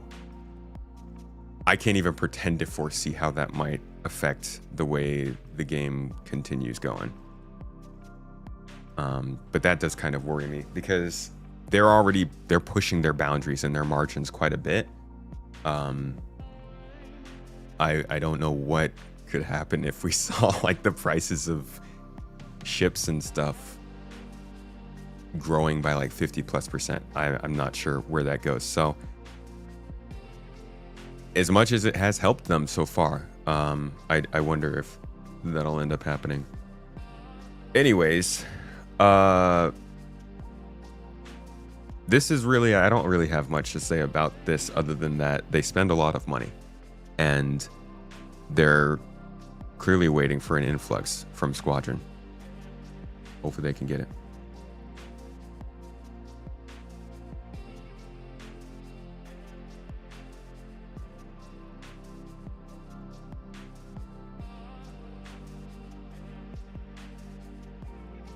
I think they're going to beef up sub content a lot. I think this sub content is going to be quite a bit going forward.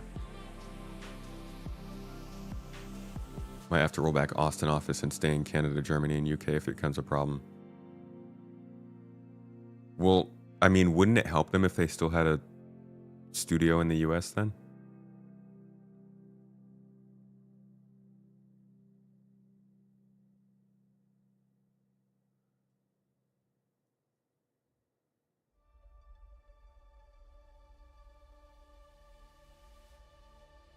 Elusive Spartan, are you watching the...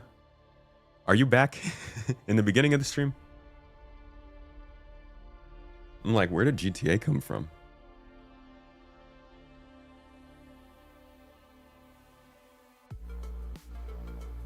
All right, continuing on.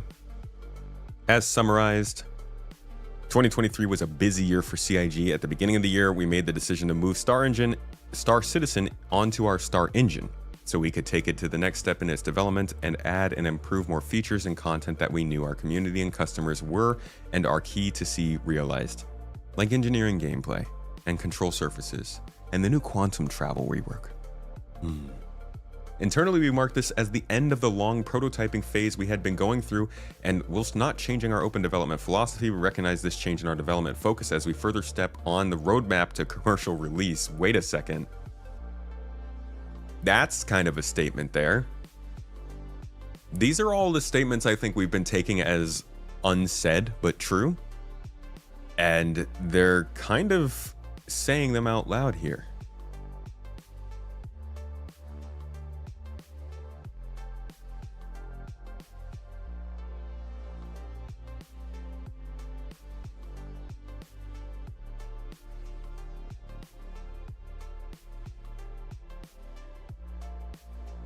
Yeah, I don't see the point of applying a tax onto it. Like I think I tend to be more of a somewhat free market kind of person. Like it depends on the subjects. But I don't see why that would apply to like video games and movies particularly. I mean, if CIG wants to move to England to make video games because England wants to help them make video games, that's good for us, right? Because they couldn't afford to do it otherwise. So I don't want to hit them for that. I'd prefer if they did that so that they could continue to survive and do what they needed to deliver.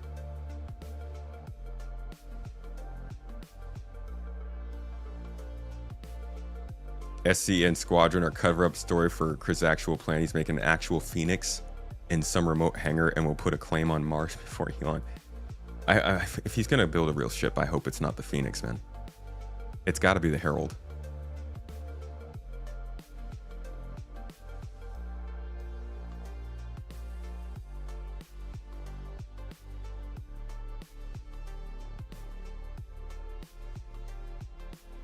Okay, continuing on in this report. Oh, the things that they're saying out loud, by the way, are things like this. Internally, we mark this as the end of the long prototyping phase. I don't want to read too much into words like that, but when they released that trailer, it felt like they were trying to say we've gotten our engine to a 1.0 state. And I personally think it's still running very poorly in the live environment. The engine infrastructure itself, they might have gotten to an internal development state where it's ready to be used. I think like the mission team and their star script and their subsumption stuff still seems like it's struggling. And we still see engine development going on. But I do feel like they were trying to say that they reached a milestone with the engine. I don't know. I think they still have a little ways to go. I think there's still some stuff that feels like, I mean, there's no way of knowing from the outside, but it seems like they still have some problems with the getting the engine into an initial state. But what do I know? I'm not a doctor. Note 24 goes over that. Yeah, I saw that. Thank you.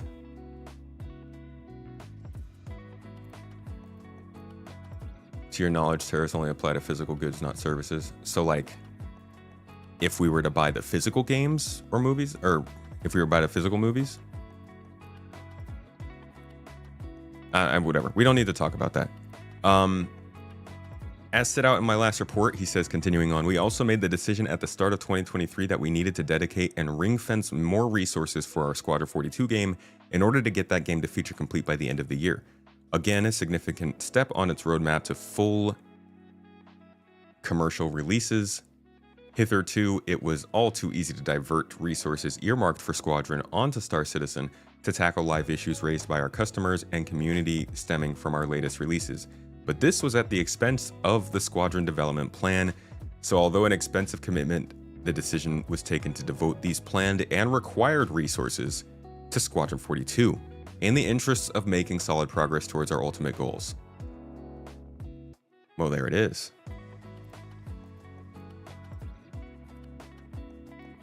There it is, right?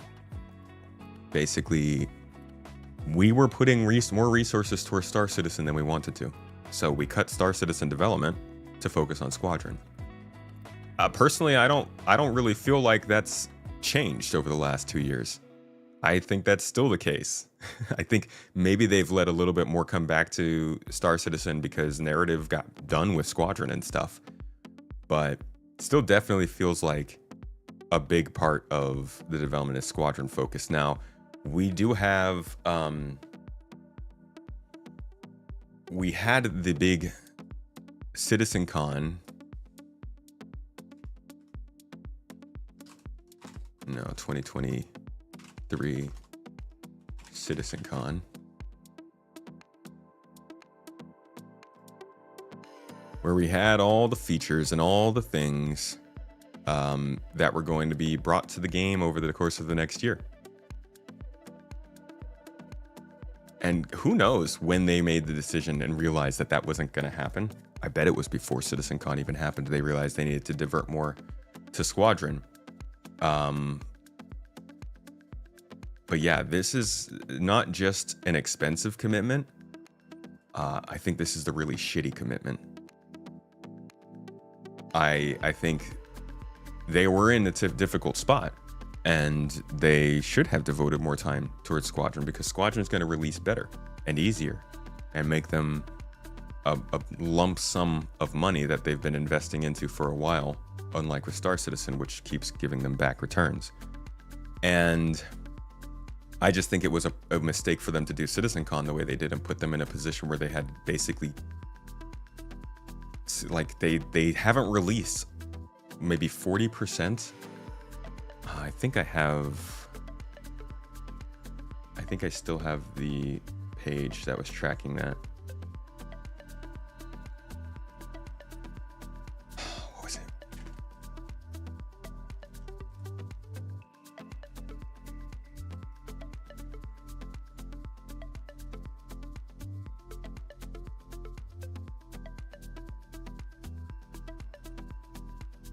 Here it is. So I don't know if he's been updating this, but we're still missing quite a bit of the stuff on this list. Resource network. Oh yeah, static server meshing is in. So he hasn't updated this in a little while, but new audio simulation, resource network, quantum travel effects, fire simulation, maelstrom, selling data markers, FPS scanning, repair game. I think we've got the ability to repair that they put in Star Citizen, or in that CitizenCon. We've got these. Don't have player hygiene update. Didn't get the traversal updates. Haven't gotten radiation. FPS takedowns, no. Radar ping, no. Weapon wear, no. Immersion in cockpit, no. Ship to helmet MFD, yes. Quantum boosting, no. Control surfaces, no. Raids, no. Container attributes, no. And base building, no. A lot of the stuff that was supposed to be there still ain't there. And this is them admitting as to why. And of course, it is Squadron 42. I think this is going to be my exclusive video this month. This is a really telling paragraph.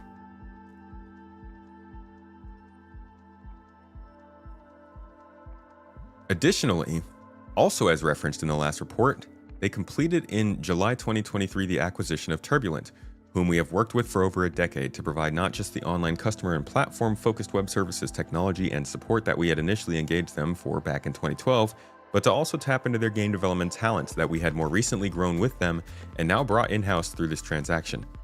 As if this was not enough, towards the end of the year we held the biggest CitizenCon ever.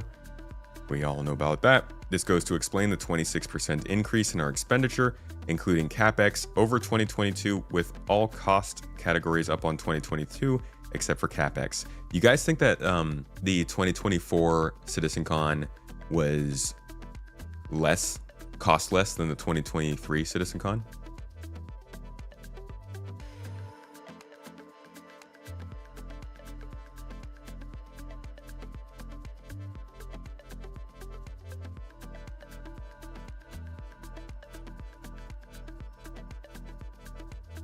What is B2P? Buy to play? Their monetization past 1.0 will be buy the game, ship sales, optional subscriptions, and cosmetic purchases. I think.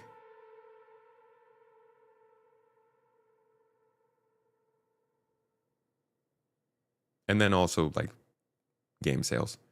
They can also probably make some money from licensing and renting out their motion studio. Like they've built up quite a few assets that they can use for sure. But as far as main income goes, I'm betting it's still going to be ship sales. Just different types of ship sales. No more concepts. More scheduled out. Less exclusive periods. Do you think 2023 was bigger?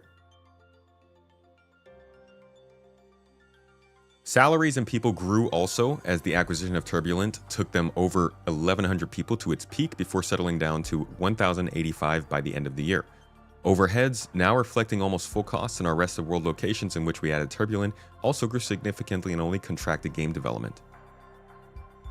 Salaries and related on-costs represent the total employee cost within the group, excluding service-oriented publishing, community, and marketing personnel. Those salaries, whose salaries and related costs are included within that line cost.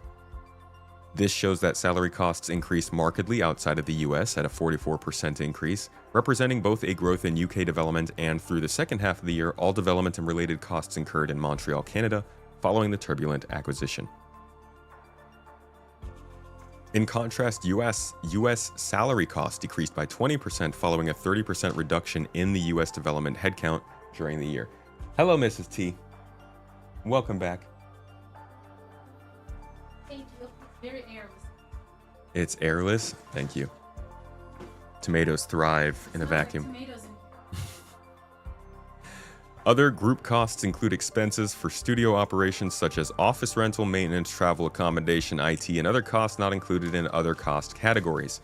There's your Bar Citizen plane flights. $33 million for Bar Citizen flights. Do I think ships will get cheaper post 1.0, or will there still be $900 capital ships? I hope that they limit the types of ships they sell. Like, I hope they have a cap on the max expensive, but I don't know. U.S. offices and overheads grew by less than 5% as the group's U.S. presence remained stable in 23. In contrast, the rest of the world overhead costs more than doubled, which was largely driven by the three main factors: turbulent acquisition, improved office facilities of over 30,000 square feet in Frankfurt. Oh yeah, see, there we go. So they did move into a different, or they at least renovated the facilities that they were doing in Frankfurt. I actually wonder. Improved office facilities. They were supposed to move to a new office in Frankfurt. Clearly they publicized this less.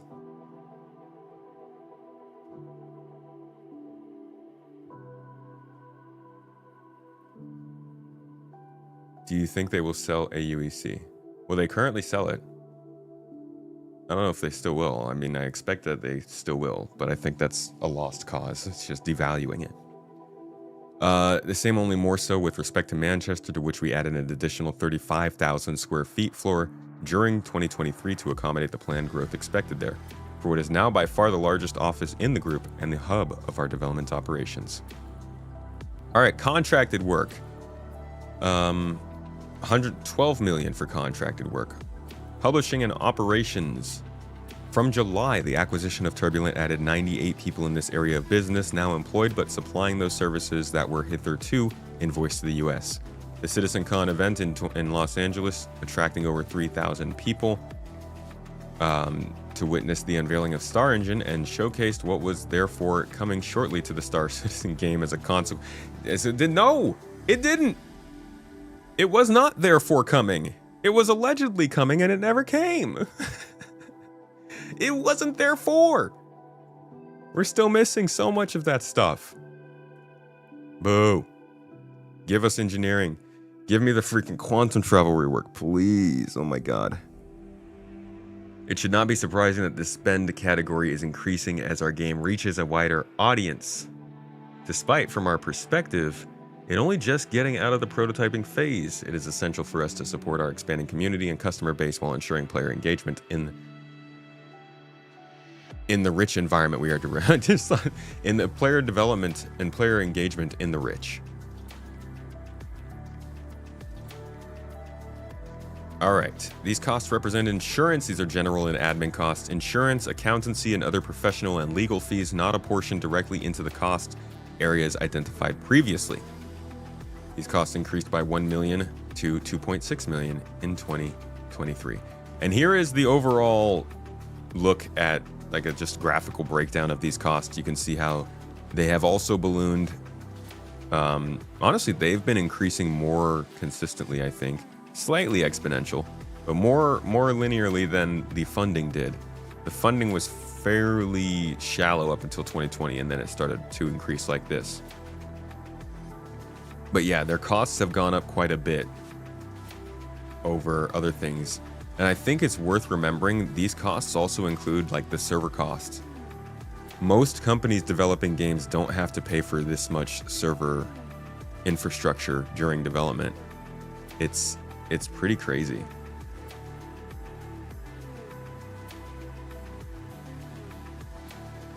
Let me see if that is included. Publishing operations.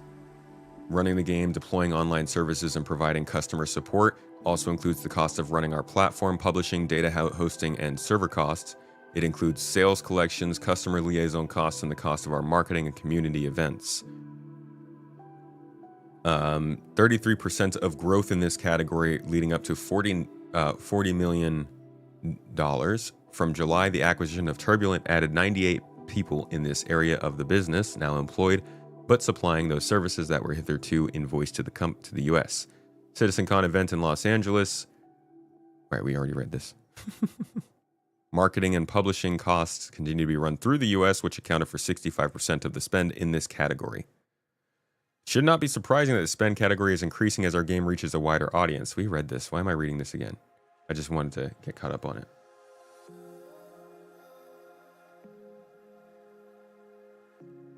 Honestly, marketing is not a money pit, dude. This game would have failed if it weren't for their marketing division.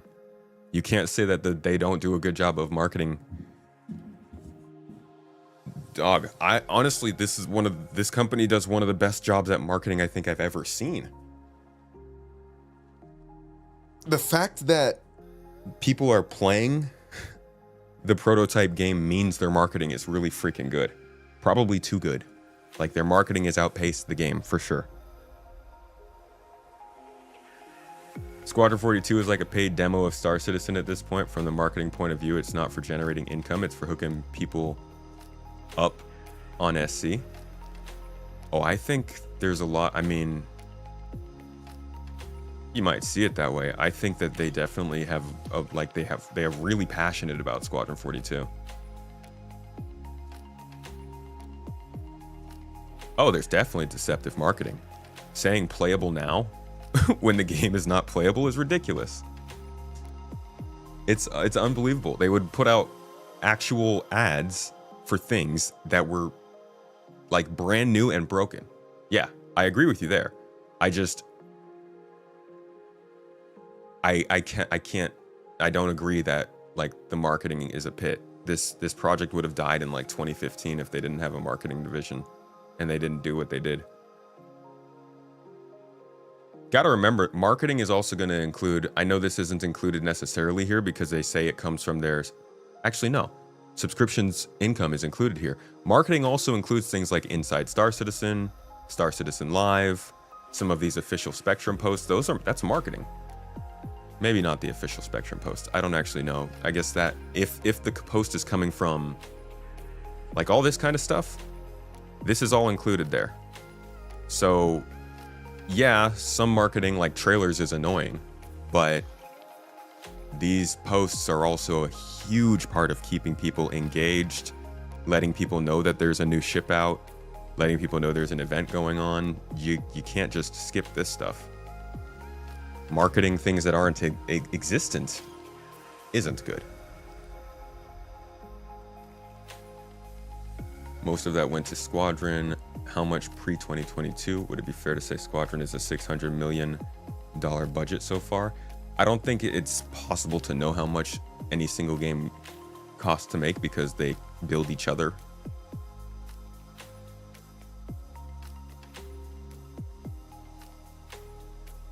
If not for the marketing, then you're talking about a publisher and this game wouldn't be made.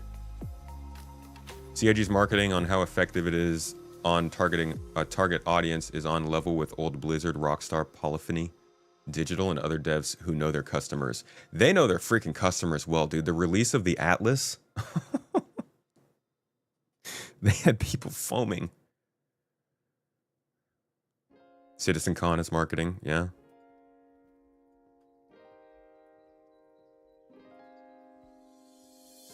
Marketing is not the issue. Look at the pitiful amount spent on QA. Goes a long way to explaining why the game is the way it is. That is fair. But that just goes along with the server costs. I wonder why there was increased QA this year. Oh, I bet this was the Squadron bump that they had.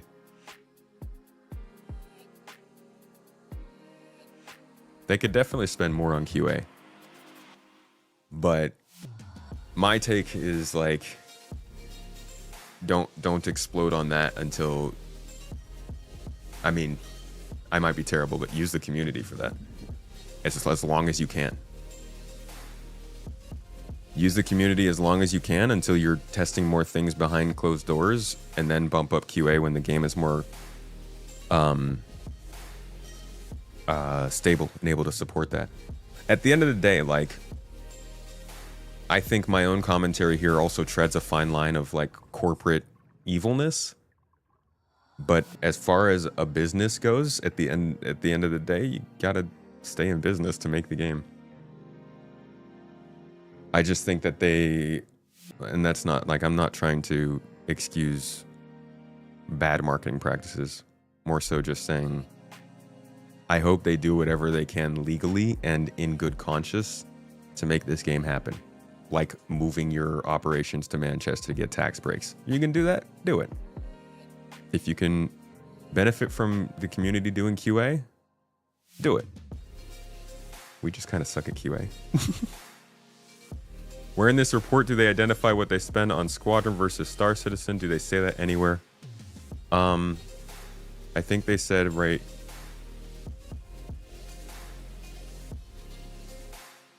I think they set it up here somewhere in the summary. When they were talking about how they decreased the amount they were working on Star Citizen.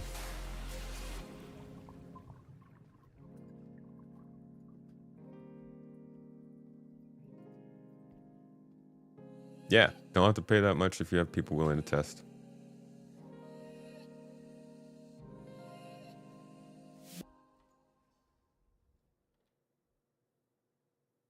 QA is at the bottom of the barrel during alpha stage of development, though they evidently, by this report, for example, do talk about Star Citizen not being an alpha stage anymore.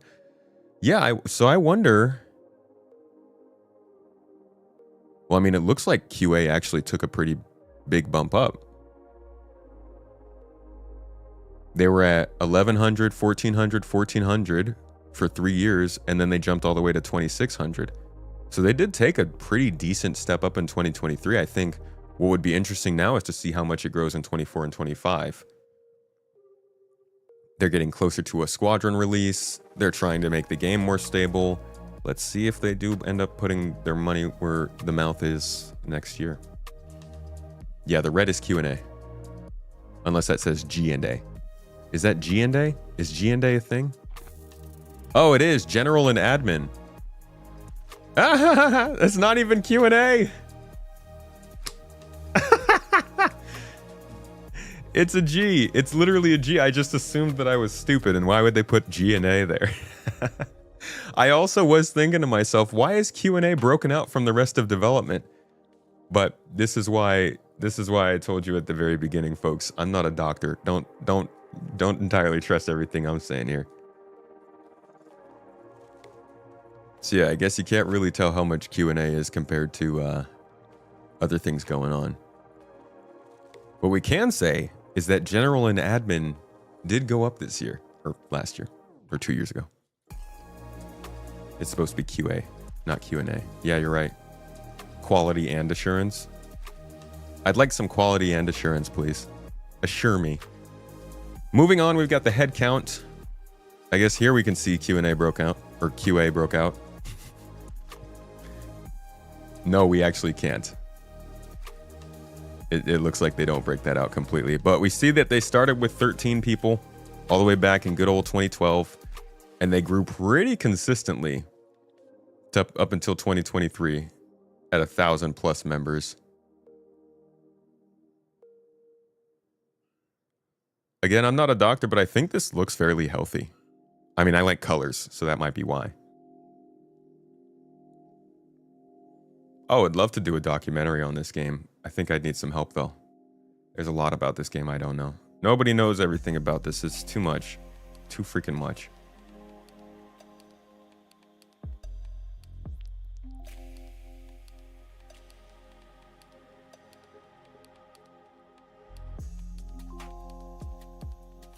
Maintaining a culture with that much growth is epic. The culture's certainly shifted, but it seems to mostly drive in the same direction, which is nice. So you can see how it's broken out here: development staff, publishing ops, community, and events and marketing, and then general admin. Most of the people here are in the development part.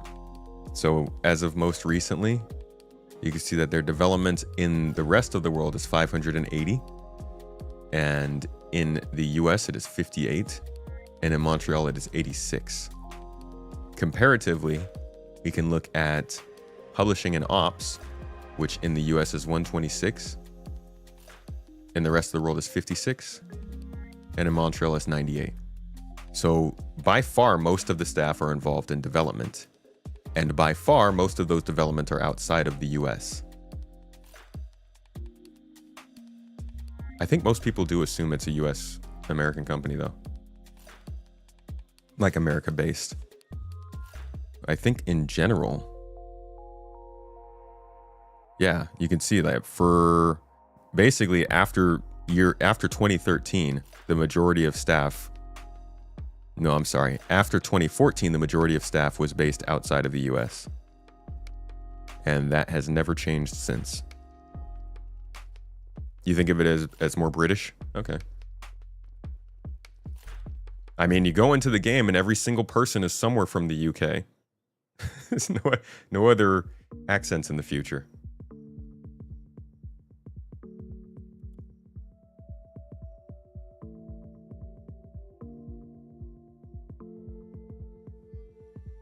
Moving on, more headcount stuff. This is looking at it by discipline, so I guess we could have just checked this out. Look at that, development staff compared to everybody else is 724 to 288, 89. So whenever people are like, what do they spend all their money on? Just like point at this graph. And also it's good to keep in mind that while we see maybe like 5 to 10 to 20 different devs coming in on these videos, there are 700 other devs that are still doing work around there that we don't see or know about or get talked about all the time. Granted, most of them are working on Squadron 42, but there's a lot we don't see. As the company has grown, it's become less and less open. Look at this graph. Employee numbers increased by 225 to 1,085 by end of 2023. This is in large part due to the acquisition. It increased in the US, or it decreased in the US by 25 people, 10% as development reduced, being taken up elsewhere in the group, and publishing and marketing operations only marginally increased. We saw this happening in real time as developers left, some of them high profile, like Todd Pappy and Chad McKinney. And some of them smaller scale, just go into a different job or something.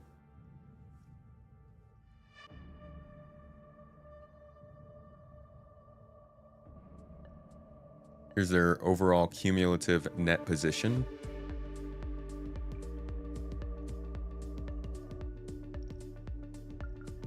So I'm assuming red is loss, parentheses red is loss.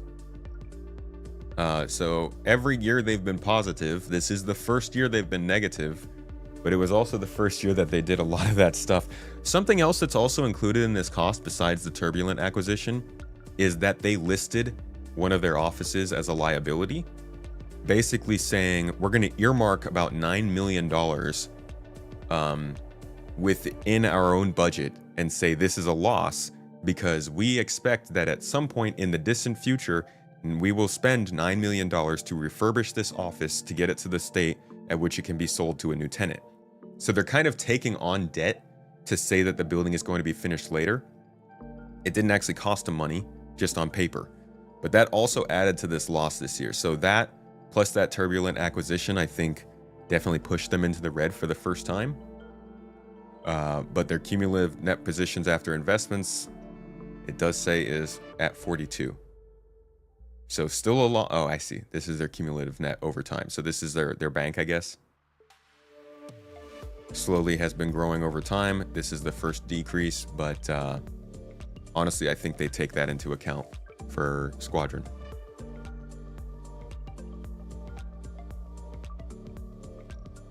Does this mean those asked to leave the US were offered a lower salary? Probably.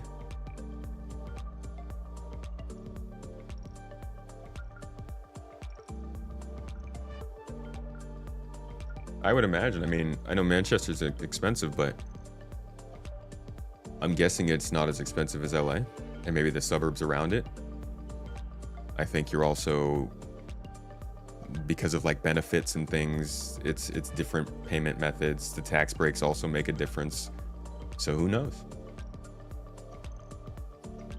They're liquid assets, yeah.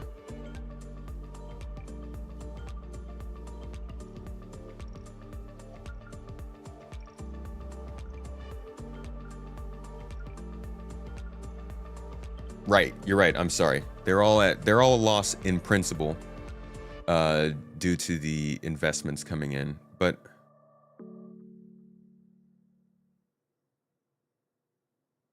there was also 2019. It looks like was a loss year.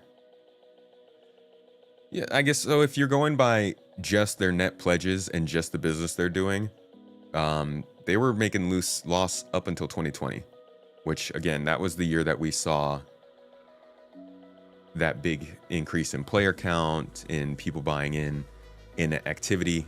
That was the year that persistence started. So looks like the last 3 years they were positive before any other incentives, and then in 2023 they made a loss.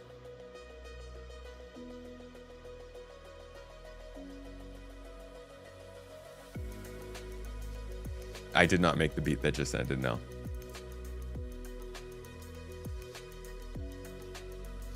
Manchester and suburbs should not be used in the same sentence. But what if I said Manchester doesn't have suburbs? Wait, you used it in the same sentence. Shame.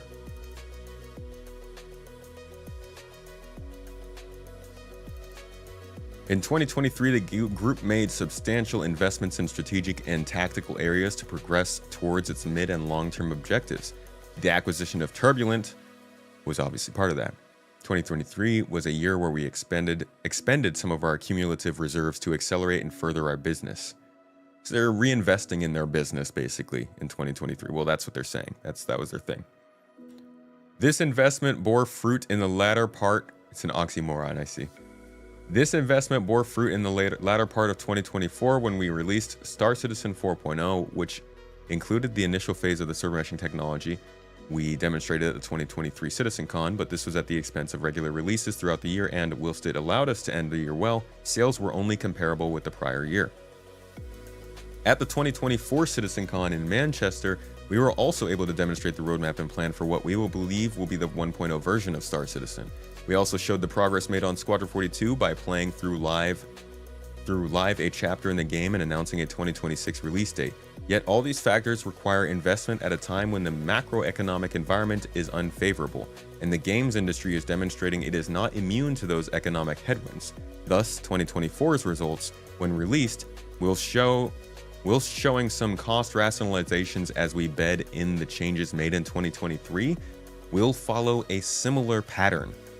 They are preparing people for 2024 to also look a bit rough financially.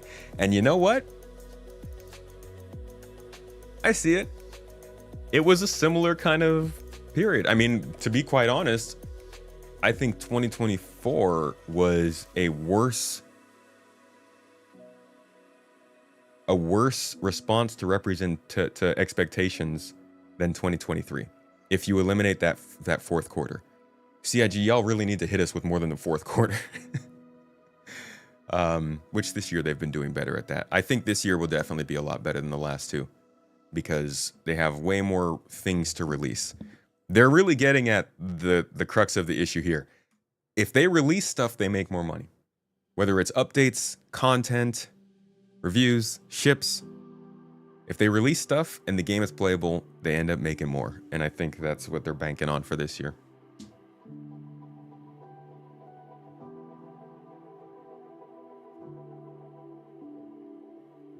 We firmly believe and are demonstrating that the investments we are making are worthwhile, and our investor shareholders share our beliefs, evidenced by their recent equity investments and financing. As referenced in our 2023 UK filings, this funding supports the business and replenishes our reserves ready for this next exciting phase in our life cycle.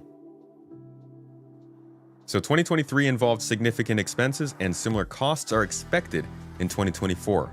However, progress is being made towards our goals. With a focus on achieving our key objectives, we are working towards delivering a high-quality gaming experience and universe of substantial scale and fidelity, which is made possible through the support of our current and future players and community. Eliminating CitizenCon this year is probably going to help them out a lot too.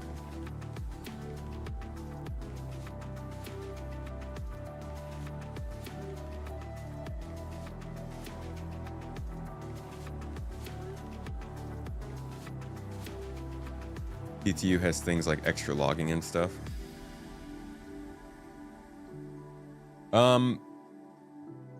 To be fair, this is written like recently, right? This is written with this report. This very well may be taking into account what we talked about earlier, which is the global economy is kind of getting beat up at the moment.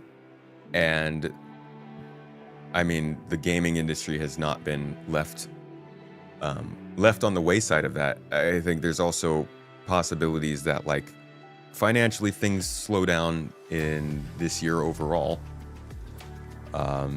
And so I think they might also be hinting at that being a problem. I still do think this is going to be a good year for them. But yeah, that's the financial report. That's a little look into it. I know I wasn't going to go through, I said I wasn't going to go through all of it, but here we are. Hope you learned something from that. Doing it between 2 free flies, so I guess they've been monitoring the last free fly. Do some testing on PU. Or try how a stable new setup is on the next free fly. Oh, you're talking about...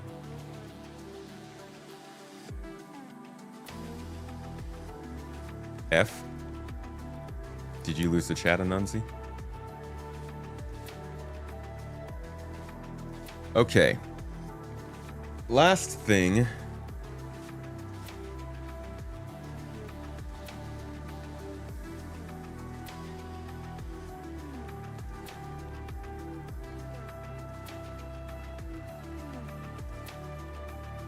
Ugh.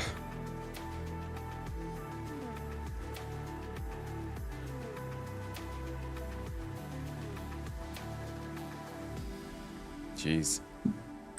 Pose. Mrs. Tomato tried to get our mail key again. I just saw. And we still can't. Oh my gosh. It's so crappy. It's so bad. Okay. Apparently, Luke Stevens has released something on this. It better not be long. He does long videos.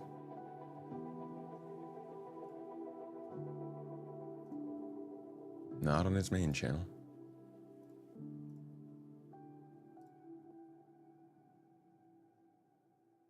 Cool. All right, we'll take a look at this and see what he's saying about it. I enjoy Luke's take on Star Citizen usually. I think he's got he's interested. He actually, if you go back to like his oldest content, some of his first stuff was Star Citizen, I believe. Oh, this is a different channel. If you go back to his main channel, his old content, he liked the Star Citizen stuff. So I think he's really excited for it. He's just waiting for it to get good. So we'll give this a watch and tease him a little bit for it. I will be right back before we do get to that though. In the meantime, here's This Week in Star Citizen. Wow, so exciting. Give me like 2 minutes, folks.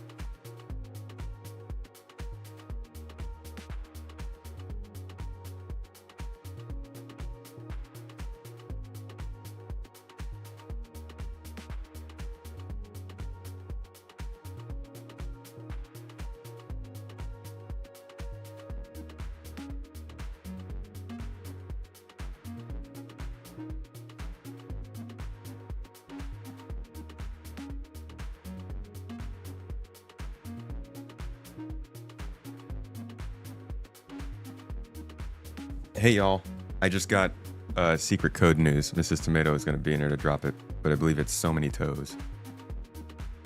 She gonna hit you up.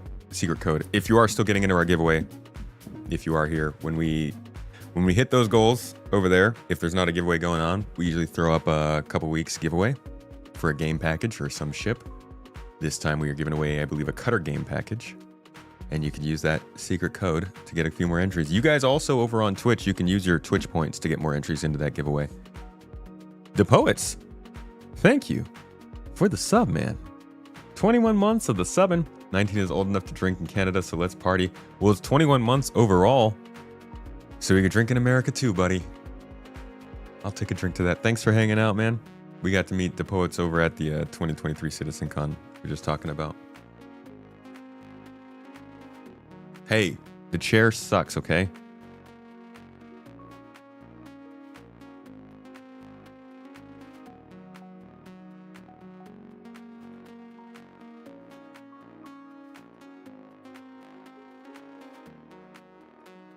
Where was I? Oh yeah, we were gonna look at the Luke Stevens video.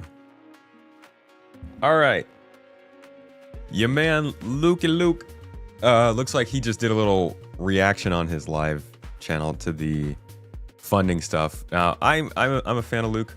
I like his content. I've watched his stuff for quite a while, and I know he himself is actually into Star Citizen. If you go back to his main channel and you go to his oldest videos, you will find like let's see, yeah, like here's a Star Citizen video. It was his 9th video. I think there's a couple others here. Yeah, there's another Star Citizen video. So he's a longtime fan, and I think he's been following from a distance, which I think a lot of people are in that position that you wouldn't guess. So got to get him on the podcast last year, and it was a really good talk, and just got to get more insight into his view on it. So I'm interested in seeing what he has to say. We just went over the budget ourselves, see what he has to react to it, and maybe tease him a little bit, give him some hate for it. Just got sent over to me over on the Discord. I had somebody share this. It was actually Forged Horizons shared it. As you can see, another one for our local. Yeah, that was one of you here, right? Put this in his Discord. Financial expert Luke. CIG, Star Citizen peeps, officially put out their full 2023 financials that break down income expenditure for the year. Notably here, they did wind up losing money in 2023 rather than gaining, despite still hitting record numbers. And this is, as you can see here, this is this full report. And actually, look, he's up there. It's so funny doing this. Did go through it. It's interesting, even though it's posted May 2nd, it's the financials for 2023. So it's a bit delayed, but there are some interesting tidbits in here that I thought I would touch on kind of quickly, because they have some, initial, like, really good sounding stuff. Like here, income grew again, up 9% to 143 million, with regular sales up 5%, subscriptions up 23%, and other income up 50%. The latter owing to both the acquisition of Turbulent and a change in our operations as we intensified development in the UK. However, our costs also grew considerably, arising from many strategic and tactical decisions that impacted during the last year. Our cost, this is crazy, increased by 26% to $163 million, driven by increased UK-led development, dedication of resources to Bro, the comments on this video are going to be so interesting.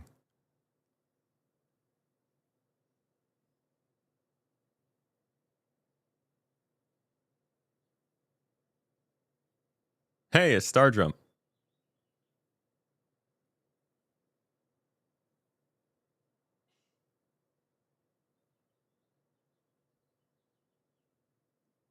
It's not hard to know. I tried to make a video for this. The comment said the entire project could implode tomorrow, and with it everyone's money. How this never-ending story got funded almost $1 billion is completely beyond me. It's not. It's so easy to get. It's so easy to get. Why is it so hard to get? People like spaceships, man. 42, acquisition of Turbulent and adding those roughly 200 people to our and overhead to our cost base, and largest CitizenCon ever in LA to showcase improvements. Thus, despite increasing our top line income by $12 million, we delivered a $14 million loss before CapEx and $20 million loss after for the year using our simple cost accounting basis. And I mean, they go into a lot more detail on all of this, but what's clear is that there was a big shift that happened. Yeah, this should scare you. What's interesting is that it is a very scary graph or chart. Last year, I believe it was, table. Cloud Imperium and RSI, Robert Space Industries, the guys behind Star Citizen, they announced that they were switching it up. They were actually moving a lot of managers around. They were restructuring. They were doing a ton of things that just seemed surprising, because typically they've been kind of slow and steady wins the race. They've been really slow on progress. I mean, again, the first fundraising thing for Star Citizen was back in 2012. It's been 13 years and the game is still not done yet. It's way bigger than it was initially expected to be, but you know, it's still in the works. And since then they've raised over $800 million, okay? $800 million through their funding stats page, okay? Absolute madness. Crazy amounts of money have been raised for this game. And as they announced here, for their year 2023, as they disclosed here, they're actually losing money at this point, despite raising $800 million. And when they shuffled up a lot of their leadership last year, it was either early this year or late last year, but when they shuffled it up, it was a clear sign that they wanted to make a change. They needed to shift something around. And it seems as though that was done in order to just get the damn thing done. They needed to get Squadron 42 out. They needed to make progress. They needed to like actually see this thing through. And it's interesting that it's taken this long for them to finally say, screw it, we just need to figure this out. But as you can see in their work in progress footage from 6 months ago, it does look like they've made a lot of progress on Squadron 42. He's not wrong. We read it in the actual report itself. Not sure if he's going to go over that, but they lay it out for us. Here we go. We made the decision at the start of 2023 that we needed to dedicate and ring fence more resources for our Squadron 42 game in order to get the game to feature complete by the end of the year. Again, a significant step on its roadmap to full commercial release. Hitherto, it was all too easy to divert resources earmarked for Squadron onto Star Citizen to tackle live issues raised by our customers and community stemming from our latest releases, as they like to complain and will not get out of our ears or shut the up about glitches. Sorry, no, that's not, that last part wasn't on there. But they're talking about us. We're the community, asking for them to tackle live issues. And this is them literally saying, hey, we know you like that, but that costs a lot of money. This was at the expense of Squadron's development plan. So, although an expensive commitment, the decision was taken to devote these planned and required resources to Squadron 42 in the interest of making solid progress towards our ultimate goals. So, yeah, Luke's pretty right about that part. Work in progress footage from 6 months ago. It does look like they've made a lot of progress on Squadron 42. It actually looks like a game now. It looks real. And I think there's a lot of, positive things. The little face you showed the model glitch. Swapping. I forgot about this. Yeah, watch. His face model just completely swaps. I appreciate that it's real gameplay footage instead of something faked. But they just swap face. Wait, the guy in the background's face also swaps. Look at this. Right here. Watch, you can see his, I think it's the whole. Watch as he shifts, you can see Something his nose faked. growing back here. Look at that. You see that? They just swap. His ear gets bigger. Like face models entirely. That's what? so weird. I think it also happens to the guy in the background too. You see? Yeah. His face also changes. So I think everybody's face models changed. It's just weird. But I'll just shift faces for maybe that happens. You don't know. Maybe we all face model shift while we're sleeping, just for like a split second so nobody sees it. How do you disprove that? Anyway, weird face model swaps aside. Oh, and it swaps back. I think that they just need to get it done. And it's clear at this point that the money that's coming in is starting to slow a bit. And if they keep their dev team as big as it currently is, if they keep their expenses as high as they currently are, they will start to plummet into bankruptcy very, very quickly.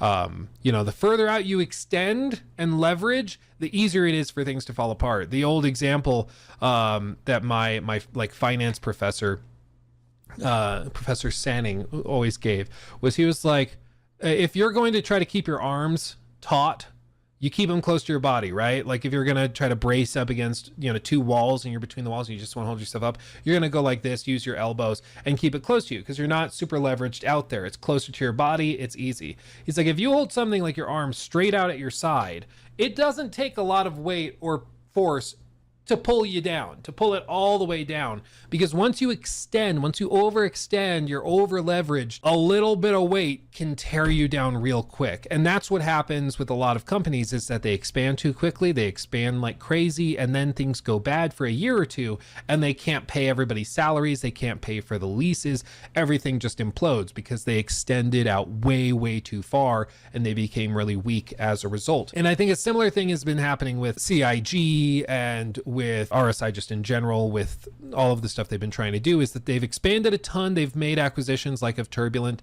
They've done a lot of stuff like that. But like in terms of actual revenue sources, it's not significantly changed. It's kind of the same old, and they are seeing increased development costs. As you can see here in 2023, contracted game development costs rose to $12.4 million, a 15% increase. The rest of the world region, headed by the UK, leads all development activities, including Turbulent development that was previously managed out of the US. And then you see other things like they threw this CitizenCon that they did. They have other things, CapEx and investments. As you can see, year over year, it's been kind of slow and steady, where, the blue is the salaries. Purple is other dev costs, which is partially like, contract work, or actually the contract is in the blue. So purple is things like, the new team that they hired, some of the reorganizational stuff. But what's interesting to me is the publishing and marketing. I'm confused where they're spending $40 million on marketing and publishing. Like, is that the management of like their websites and stuff? That still seems insane, because when else have we seen, like, I guess, you know what, they're probably I think publishing and marketing, that's where they're putting their CitizenCon costs. I see. Yeah. I see. Okay. Yep. Despite internalizing our Turbulent publishing services, But hold on. But let's see. These were 39, 29, 25, 15, 25, 39, 11, 15. I'm sure CitizenCon bloats that a little bit. But the years that they did not have CitizenCons, I don't really see like a decrease in the rate that they're going up. 15, 25, 29, 39. Would you be able to describe, or even if we went all the way back, 9, 11, 15, 25, 29, 39, which of those years didn't have a CitizenCon? I don't know. But how much do they break out their publishing and marketing? Because I do think I would love to know, like, yeah, it doesn't say. I would love to know the actual cost of the server stuff.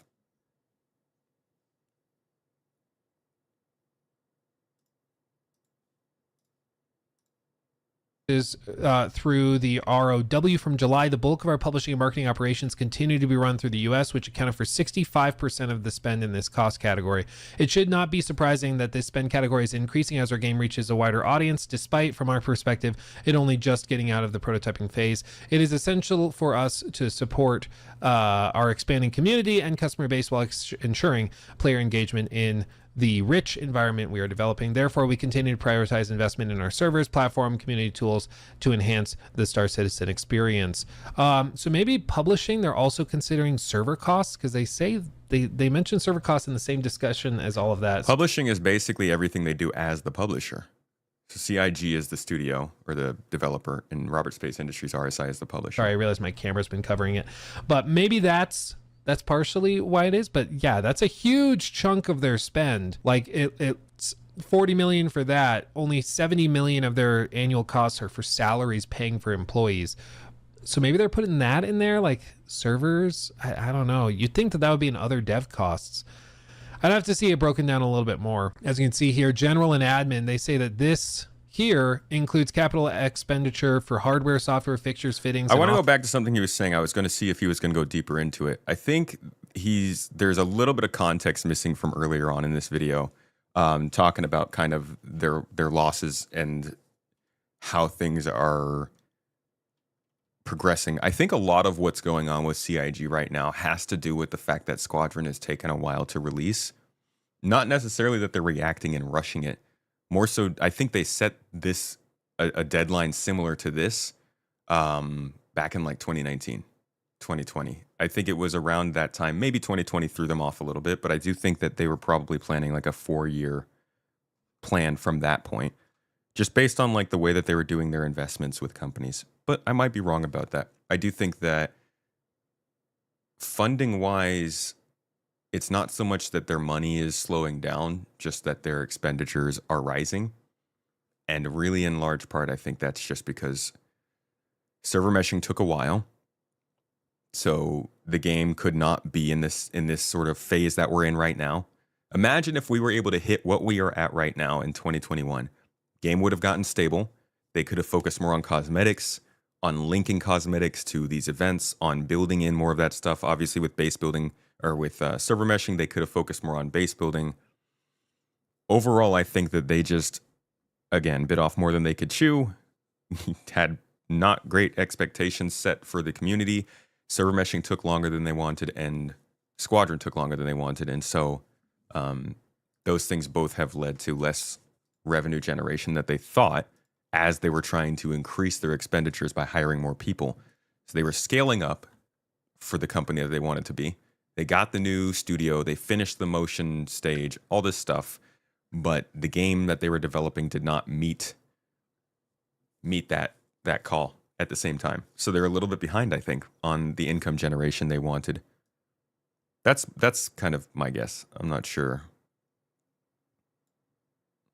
It's all speculation. Perspective, it only just getting out of the prototyping phase. It is essential for us to support our expanding community and customer base while ensuring player server. Really why it is, but yeah, that's a huge chunk of their spend. Like it's 40 million for that. Only 70 million of their annual costs are for salaries paying for employees. So maybe they're putting that in there, like servers. I don't know. You'd think that that would be in other dev costs. I'd have to see it broken down a little bit more. As you can see here, general and it would be nice to see that broken down more. Admin, they say that this here includes capital expenditure for hardware, software, fixtures, fittings, and offices. So again, servers, you think that unless they have server infrastructure for like players in a separate category. Either way, it feels it is a lot when compared to their dev salary costs. Feels like maybe I just need to ask a couple clarifying questions. Like, are the servers people are playing on in the publishing category because you're publishing the game through the servers to people?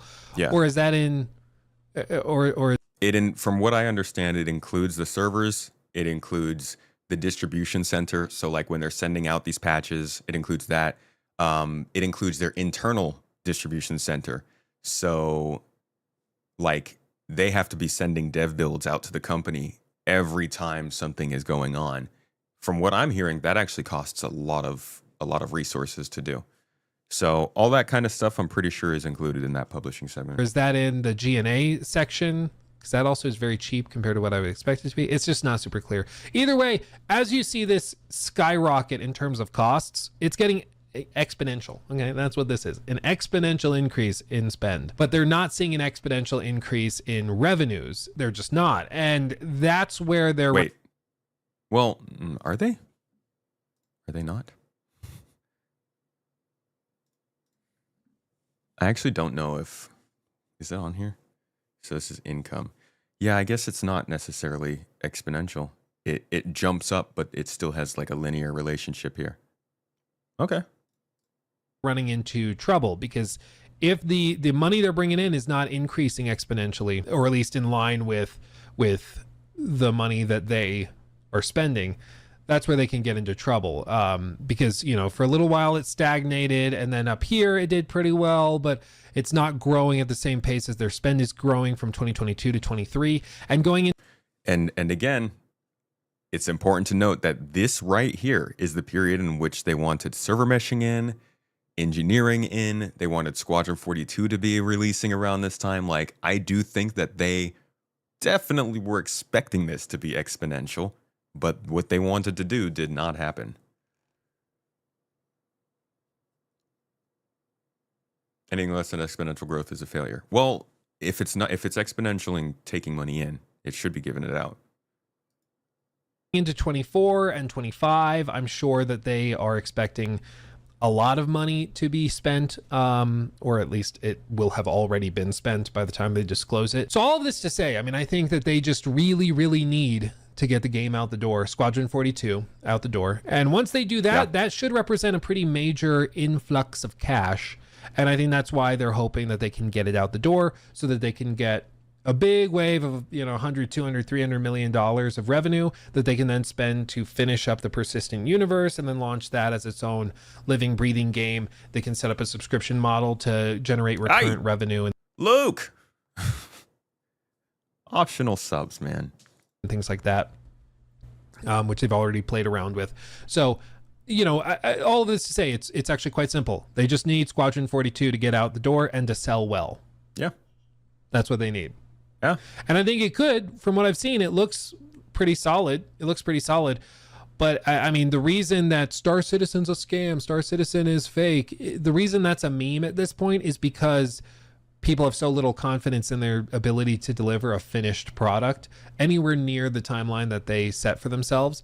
And, you know, it's fine when you're raking in the dough through hundreds of millions of dollars of pledges. You can take your time and you can miss deadlines, but eventually you've got to kind of step it up and you've got to deliver on what you need to do, because once the money starts to slow or it's not growing as fast as your expenses are, like, playtime's over. We got to figure it out. And I think that's where they're at right now, is they need to get this out the door so that they can get the cash to finish the game and then probably scale down. I mean, I don't think they should have anywhere near the employees that they have based on. All right. Yeah. So I've gone through enough of this video. Please go check the video out yourself. Give it a like, a thumbs up. Honestly, even though we're watching this ourselves, and this is, I'm hoping, introducing some people to Luke, and somebody who I think does fantastic general gaming news and also is going to be covering Star Citizen alongside that as a respected publication alongside the other games he plays. Go check out Luke. Give his content a look.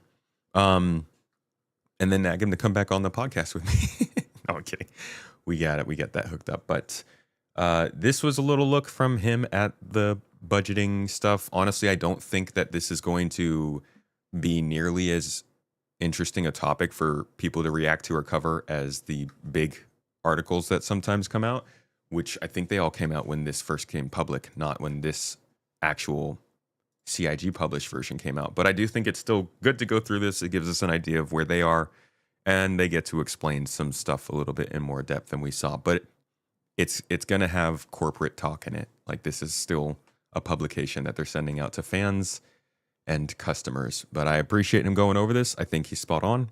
They just need to get Squadron out. It needs to be good at this point. And I think that's always been a big part of their plan. Obviously, they wanted Squadron to come out. Not always. Back around, I think, 2019, 2020. I do think that they had a 5-year plan, and they fell short of that, as, you know, it's CIG. But they did get to the server meshing. They did make it happen, and now we can see the game improving as we were kind of expecting it would start to. It's here and there. It's hit or miss. There's still definitely plenty of persistent problems, but I think they're now heading in the direction that they wanted to be a few years ago, and hopefully it works out for them with Squadron. Either way, thanks for publishing this, Luke. Thanks everybody for watching. You're waiting for the Eve Frontier will be the SC killer comments to start. Yeah, well, we'll see. We'll see what happens. I'm interested in seeing that game. Anybody seen gameplay from it before?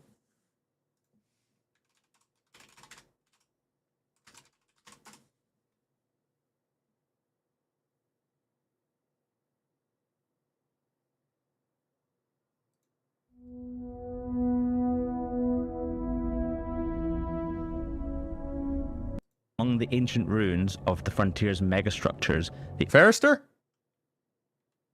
phobic trench run encounters, and a cold vertigo of surgical sniping. Oh, no, never mind. Different island. Skirmishes. Among the ancient ruins of the frontier's megastructures, the arms race of strategic doctrines and tactical mastery will present an north on the island, I think. Evolving landscape of realistic deep space warfare. The act of firing your weapon is just the tail end of a myriad of decisions prior, from the counterplay of stealth and detection to hyper-optimized combat logistics. Thanks to physical line of sight and tactical control mechanics, the debris fields of the frontier can provide timely cover for an emergency escape, or just as likely hide a deadly ambush. The information available to you will be imperfect and incomplete. Your awareness and manual piloting are equally, if not more important, than numerical advantage. We are making sure no outcome is truly guaranteed in Eve Frontier, including no open information on the presence of other riders in the vicinity through communication features. The role of awareness and information economy will be holding an... So is this, do they want this to live beside Eve? Why not just combine this with Eve? Like, why not just introduce a first-person perspective to Eve? That's actually crazy.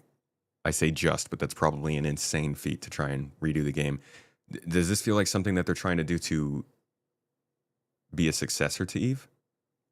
Yeah, people are saying this is FPS.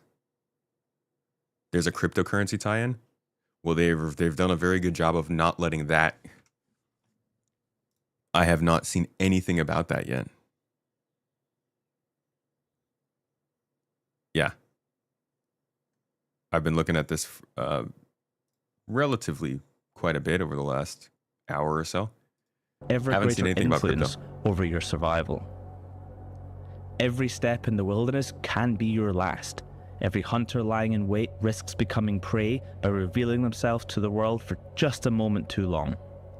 Will you be a defenseless miner, unaware of the hostile ship approaching, or their friend, hiding in wait to counterattack a shared foe? In Eve Frontier, entropy is central to both our story and design. It amplifies the impact So of this your is basically all just like Eve footage, right? source code. This also extends into an open and programmable economy. You'll be able to create your own currencies, establish private markets, and convert your assets, services, and reputation into real-world value. Ultimately, we are developing the ultimate open sandbox. Oh, is this Interacting with talking deployed about? and configured smart Is that talking assembly about infrastructure in-game BitChain? is simple. Think of it as enhanced Blockchain. base building. Simply fly to one and interact with it like you would any other usable object. To ensure this open programmability is not game-breaking, smart assemblies, like the galaxy itself, obeys digital physics, a code layer over the simulation that means its rules are fixed and immutable, removed even from developer control. Combine different or multiple types of infrastructure, such as storage units, turrets, refineries, and more, to form a settlement, and collaborate with your allies to upgrade it. Cooperate within the builder community to evolve this infrastructure into ever more complex systems and projects. Custom mission system to support your logistics, automated security solutions, developed market economies, and complex industrial networks, all the way towards a living civilization or a smoldering ruin.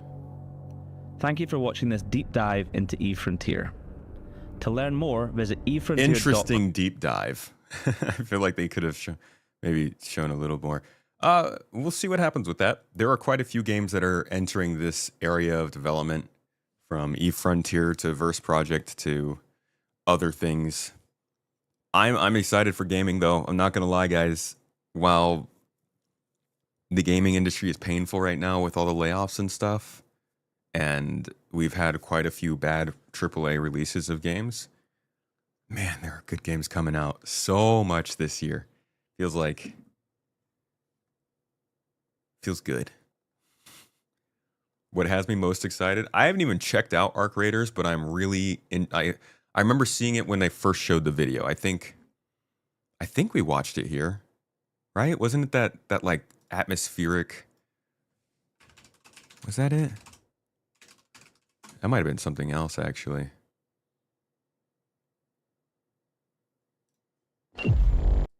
And there is always a need for... Yeah, it was this video we were watching.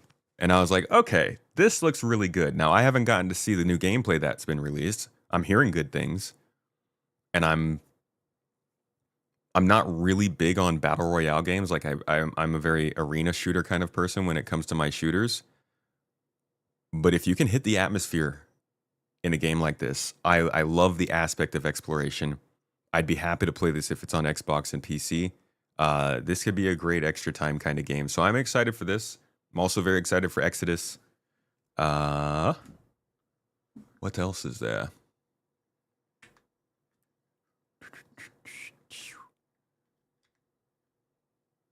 How cool would it be to bring Jack Frags on the podcast? That'd be amazing.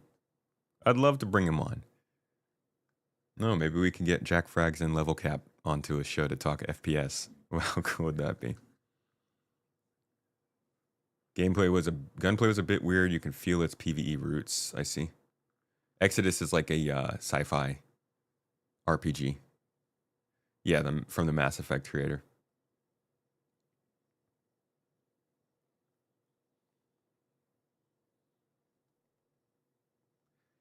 Halo? I mean... Oh yeah, this is an extraction shooter, not even Battle Royale. But yeah, another extraction shooter, of course. I would love to see a good arena shooter come back, but I don't know if that's going to happen. Either way, folks, I think I'm all done for the day. I was going to talk about the starter package thing, but we could just keep that till next week. Can always just move segments on. Got some more topics to cover next week. A quick couple of housekeeping announcements. We will be having real busy weeks for the next few weeks. Expect to see a Citizen Central episode. We'll be keeping up with the launch sequence. There will be a couple videos about Invictus and stuff going on, but in general, we're going to keep up the same caliber of what's been coming from the first two channels. We will also have some gameplay coming back to Space Tomato Plays. A couple publications going up on the Tomatoes, if you're interested in that. And a few new announcements. We got memberships on Space Tomato 2 for people who have been asking if they can support the podcast.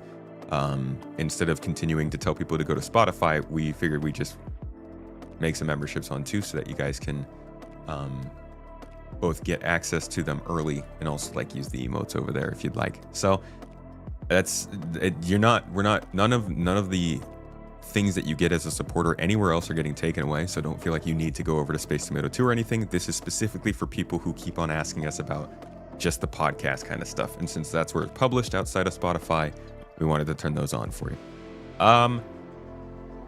Besides that though, I'll see you all tomorrow because it's Tuesday.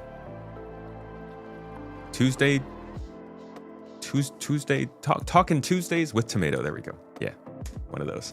Yeah, I'll be back tomorrow. We'll probably do some gameplay or something. Maybe we'll hit up the roadmap roundup if it happens early enough for us to cover it. Either way, I'll see you all next time. Thanks so much for being here. Hey you.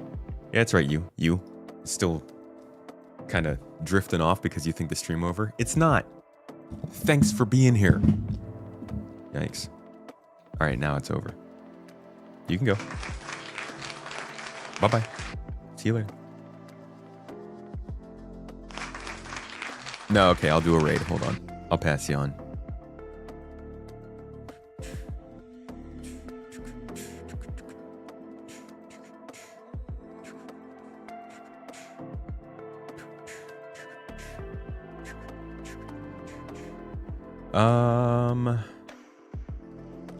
How's about Mr. Enterprise? Y'all, you're great people. You deserve good things. Treat yourselves well, folks. Have some yummy food today. Give yourself a hug. Go find somebody that you love and give them a hug. Treat yourselves like the upstanding citizens you are, because you deserve some good loving. And enjoy your day. I'll see you tomorrow. You're great people. Take care of yourselves. Bye bye. Bye bye. Bye, everybody. Bye.